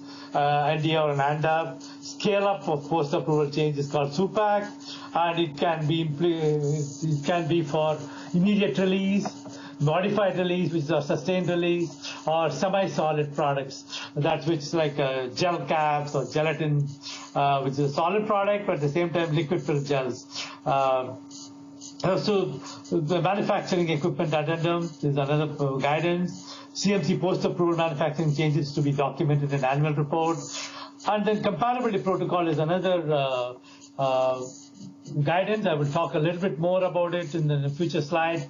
And pack address is, if you want to, constantly companies do the testing outsourcing, and they change them depending upon their business contracts.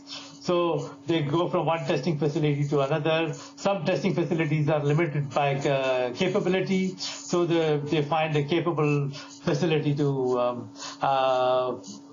do these testing, the analytical testings. Now, this is the guidance page of the changes to an approved NDA. Is very important. Can look it up and get an idea of what it means, what are the different kinds of changes, or the different levels of changes, and what kind of a risk they are associated with.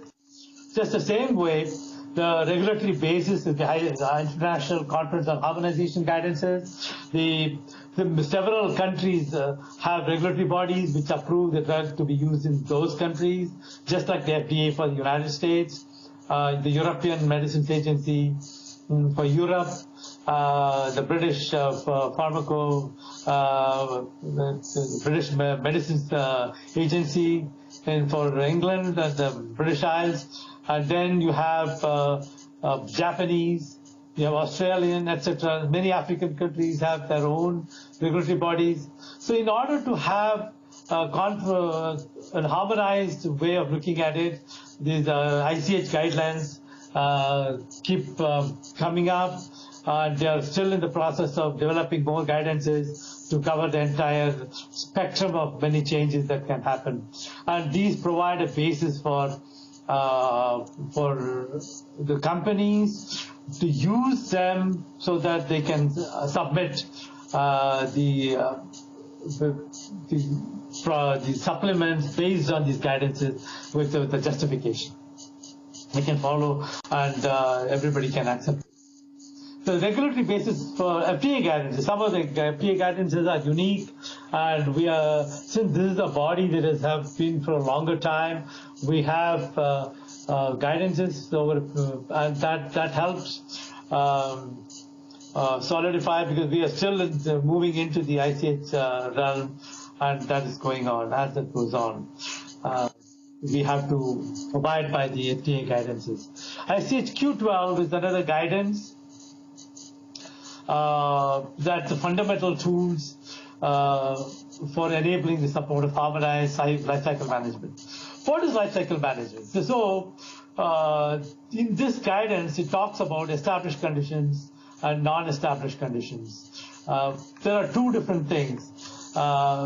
Established conditions are the conditions that you can change for improvising the product or improvising or the quality, and you can plan and set. You can provide a plan to the agency, and the agency can approve it. And this is the post-approval change management protocol. Then pharmaceutical quality systems, which manages basically the non-established conditions, where everything is investigated during an inspection process. Established conditions are the ones which will change, and can plan for it, and you can provide this plan to the agency for approval. Comparability protocol is a comprehensive plan. So I'll give you a typical example. If you want to change a manufacturing facility, what you can do is you can submit a protocol that you have planned to do this change to this facility, and that protocol will serve as a guideline for you to how you are going to implement the transfer. You can have the transfer done, and you can implement the transfer with the regulatory relief of CPE 30 supplement, and this will help you reduce the time of transfer, and the data can be reviewed after it is transferred to the new facility. So emerging technologies is another team in the agency where we encourage companies to come up with new techniques and new technologies. For example, I can give you a 3D printed tablet. That's a new thing. 3D printed tablet is a new technology, so how they're being done, and how this technology can maintain the quality of the drug product, same way as the batch process or any other process. And then guidance for industry, for continuous manufacturing. You can look up the guidance. I've given you the link here. Then I have told you about the changes, different kinds of changes. The major changes are to be submitted as a prior approved supplement, and everything is a case-by-case basis. These prior approved supplements are the approved supplements which you submit to the agency, and you cannot implement it until you get an approval from the agency. So the high impact to the quality of the product is one of so it has a high risk associated with it. You cannot be implemented. It cannot be implemented until it is approved. The review clock is 4 months. So it's the same way. Moderate changes being effective in 30 days. That means you cannot implement it for 30 days, and after 30 days you can implement it at your own risk. These are moderate changes, and that 30 days gives the agency time to evaluate your submission to make sure that it is moderate and not high risk or a low risk. So we have the prerogative to change it to a PAS or even CBE0, depending upon how the risk is, and we evaluate it based on a case-by-case basis. And the review clock is 6 months, and if you have to implement it within 30 days, it is at your own risk. So the minor changes, sometimes BCB 0 or annual reportable supplements or annual reports are really low risk entities like editorial changes or etc. And which does not it does not impact the quality in any way. Can be implemented immediately after submission, and 6-month review clock, and the agency will decide if the company can go ahead with this or not. And everything is a case-by-case basis. Now, supposing you have a problem with your application and you want to make changes, you can come up to the agency and ask for questions. You put a meeting package together. Depending upon the risk of the product, the necessity of the product in the market, the public impact the product has in the market, type of meetings can be asked. Type A, which has a very high impact on the public health. Type B is moderate impact. Type C is low impact. And the Type A meetings are granted within 30 days, or actually the meeting should occur within 30 days. You have to come up with a package, ask specific questions, and the agency will respond back to you when the meeting is granted. For the Type B types of meetings, 60 days.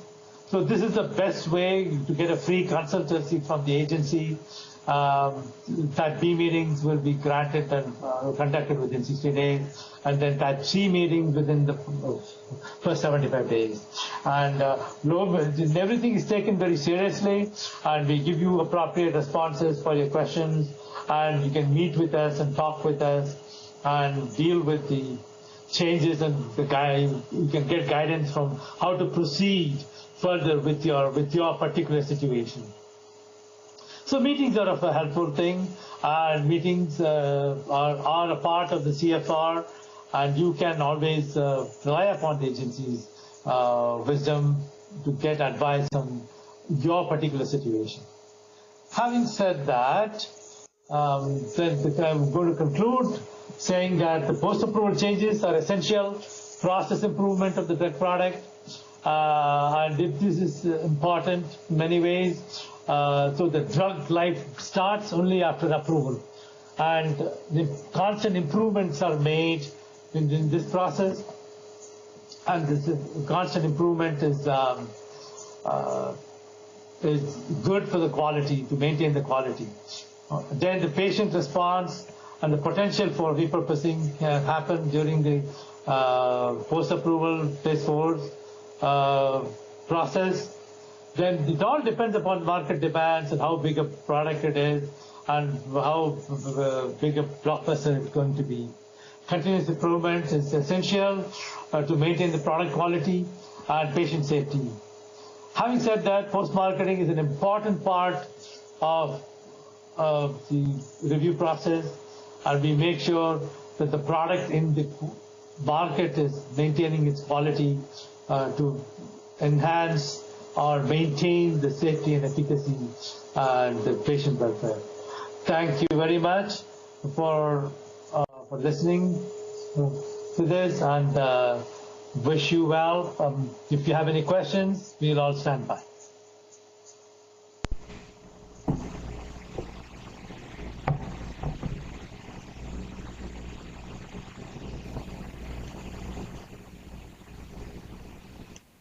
Thank you so much for those informative presentations.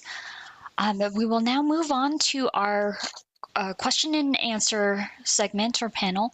If you haven't had the chance to enter your question into the Q&A chat pod, please do so now, and we'll answer as many questions as time allows. We may be having some connectivity issues for Dr. Holcomb at the moment, so we'll see if we can get those sorted out. But until then, we'll go ahead and start with some questions for Dr. Raghavachari. First question for you is, are bioequivalent generics, are they registered as NDAs?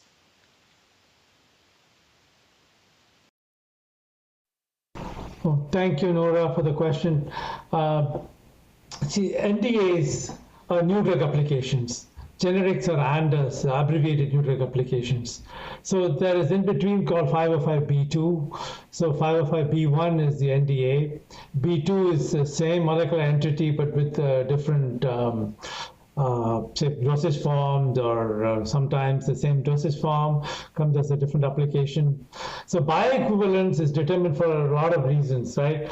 So when the new drug is replicated as a generic drug, for an ANDA application, bioequivalence is required.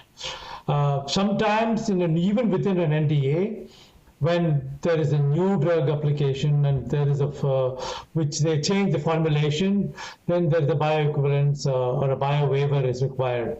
So there are two different issues here. Hopefully I've answered that question.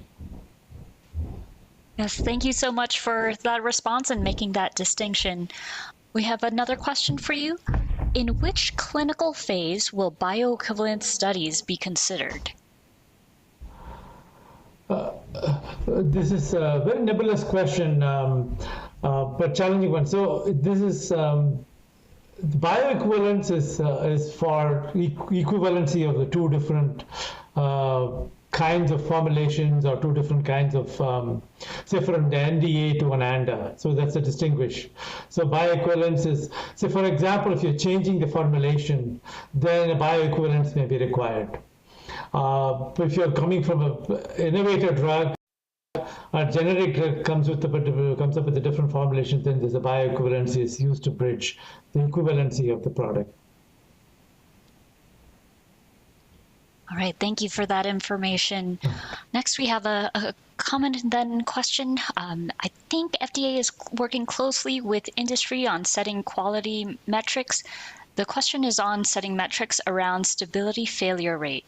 Can you help with any references or guidance on setting metrics around this topic? Any industry practice or benchmark will help. So to the best of my knowledge, there is no standard because every stability issue is different from a molecular entity to entity and dosage form to dosage form. And it's a case-by-case situation. So for just a run-of-the-mill tablet kind of situation, there is probably upfront a lot of tests are done. Stability failures can be due to multiple reasons. So the root cause analysis has to be determined for that particular entity, and that has to be explored, and corrective actions need to be taken. To the best of my knowledge, there is no standard template with which we operate to determine the metrics of stability failure rate. All right, thank you again for that information. We'll move on to another question for you. This is regarding your presentations. So regarding slides 21 through 22, how many batches and what type of stability data should be submitted for the typical post-approval CMC changes? So it depends upon what is typical. So for example, if you're changing the manufacturing site, right? You need minimum of, you have to have 3 batches, and depending upon the dosage form, like for example, if it's extended release or immediate release, if you have the history of it, everything, as I said, is a case-by-case basis. So we might want to decide, and then it's also the trends. It depends upon the trends. If you have, usually it's about 3 batches and 6-month data is required, but the agency is flexible about how you justify or how much you can provide with the commitment. So there is a wiggle room there for you to work with.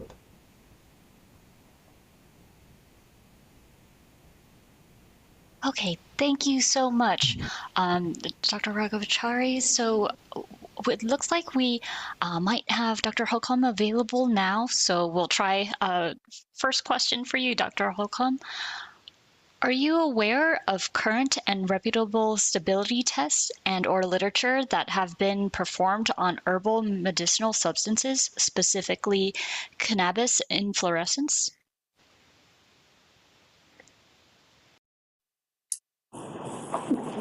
That's an easy answer because the answer is no. I'm not aware of any consolidated resource on that. So I would suggest just simply using what literature was available, because there will be very little, if any, guidance from the FDA on cannabis. Thank you so much. We're glad that you're able to come online and provide that information for us. We have another question for you. If bracketing is applied, does the agency expect that all samples and strengths, fill volumes are stored but not sent for analysis, or only samples that are planned to be tested can be stored in stability chambers? That's a good question because you might think, well, I might want to do something else with the product that I have. But the stability protocol describes what testing will be done and under what conditions. So the stability protocol is a bracketing protocol that calls for testing at the extreme ranges of the product configurations. Then there is no reason to include the center product in the stability chambers, because they will not be tested. If you believe that there may be some situation in which you want the additional information, then of course, that's a decision to be made outside of the protocol. But no, the specific question was, do you have to store everything if you're only going to do the extremes on bracketing? And the answer is no. Thank you for that response. We have another question for you, Dr. Holcomb. Are the available resources for formulators or scientists to utilize in order to ensure all required guidelines, i.e. ICH, USP, or SUPAC, are utilized prior to an FDA submission? I think Ramesh's slides have a very good resource discussion, and there is, to my knowledge, nothing that says here are the guidances that you have to use to make sure that you've gotten them all. What you need to do is you need to access the ICH guidances, you need to access the USP to look at monographs and specifications and the general chapters, and you need to use the web link that Ramesh provided for the FDA guidances. There is nothing to point you to, here's a guidance you need. There, however, are a large number of guidances that are available, and those should be searched in order to find out whether your particular product is applicable or the requirements of the guidances are applicable for your product. Thank you again for that response. So now we'll move back to some questions for Dr. Raghavachari. Next question is, could you please provide more clarifications on ICH Q3D guidelines for impurities and applications?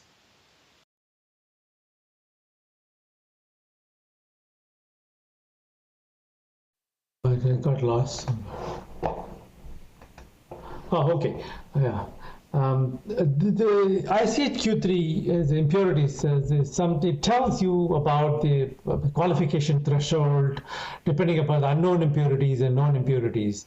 So it all depends upon we work with if the quantity is beyond a particular limit of the, say, I think it's 0.5, or you have to check the guidance exactly depending upon what the amount is. So if it's beyond, say, it also depends upon the per day daily dose.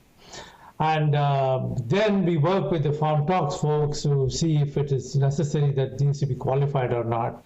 Now, this works in combination with with the in silico toxicological methods, and then pharmprox folks what they feel is important, and then they may ask the applicant to qualify those impurities. So that's the way it works. So it all, again, it's a case-by-case basis, and how well your analytical methods, it depends upon the limits of quantitation and limits of detection and the method used. So it's a combination of several things play into role. And when you say clarification, I'm assuming that this is what you want to know, whether it's all set in stone. No, it's not, because I think it has to work. Multiple moving parts are involved in this. Hopefully that answers the question. It's not a direct answer, but it's a difficult.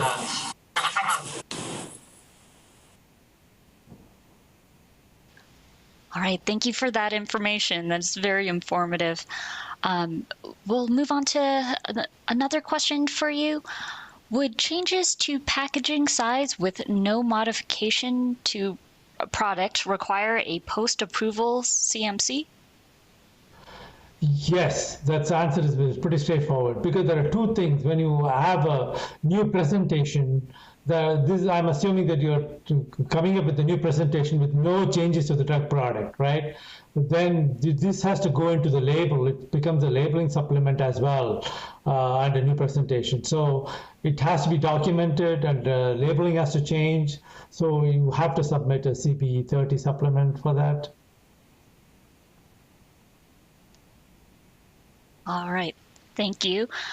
One more question for you, Dr. Regulatory. For the drug products under drug shortage, can the sponsor request expedited review? If yes, what's the typical timelines for PAS and CB30 supplements? So for a drug shortage situation, we work with the drug shortage group. And we would make sure that it really does have a public impact, public health impact. So in such a case, we do, you can request an expedited review, and we do take care of it, the upfront,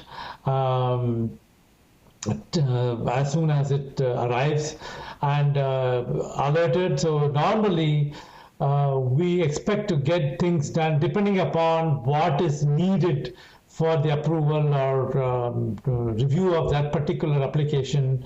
It depends again. So if it does not involve, say, facilities inspection, so then one of the things is facilities inspection may slow down the process, because you have to schedule an inspection, and then when it is scheduled, we don't know. So depending upon whether it's a domestic site or a foreign site, so a lot of those factors play an important role.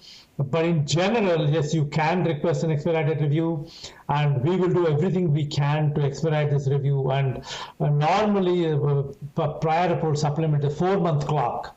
But for a CBE 30 supplement, it's a 6-month clock. And that's when the approval has to be, provided, or action has to be taken before that time limits. But then, although if it's a drug shortage thing, when it depends upon, say, an inspection of a facility, and the facility is not in a good shape, then there are other alternatives we need to explore. Hopefully that answers your question.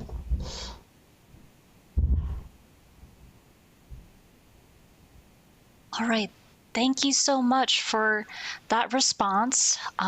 We'll see if we have time for one more question. This would be for Dr. Holcomb. What is the post-approval stability commitment for? The post-approval stability commitment was added into the ICH Q1A because the requirements for in Q1A don't require that the market package be part of the approval process. So you might have the smaller batch sizes in your application, and that's what the data is from to generate the approval. along with a comparison of the proposed larger scale. So in order to get information on the actual product that's being manufactured at the scale of commercial manufacture, the post-approval stability commitment has become, and I'll use the word requirement, in order to connect, if you will, the actual market product with the product data that was used to evaluate and approve the product. A secondary use is that in one of my slides I talked about a quality attribute as stability being an attribute. And so if you think of it that way, post-approval stability gives you an ongoing life cycle kind of idea of whether or not you're getting drift in your manufacturing or in your raw materials, because you continue over some period of time, only on one batch a year usually, to see whether or not you're maintaining the same quality attributes that you were during the time of approval.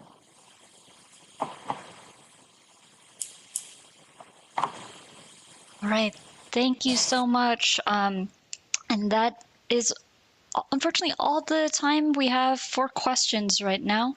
So thanks again to Dr. Holcomb and Dr. Gavachari, and again to all our presenters for the excellent information that was shared throughout today. Now this brings us to the end of our session. Oh, sorry. Just a few event reminders to close. The recordings for today's session will be posted on our FDA.gov CEDAR SBIA website. It will just take us a little time for them to get posted there. And then another reminder that for the certificate of attendance, the evaluation survey and link will be available for 2 weeks after the end of this event. So that's until September 1st. This concludes our sessions for today. We hope to see you again tomorrow for the final day of our conference. Have a good rest of your day.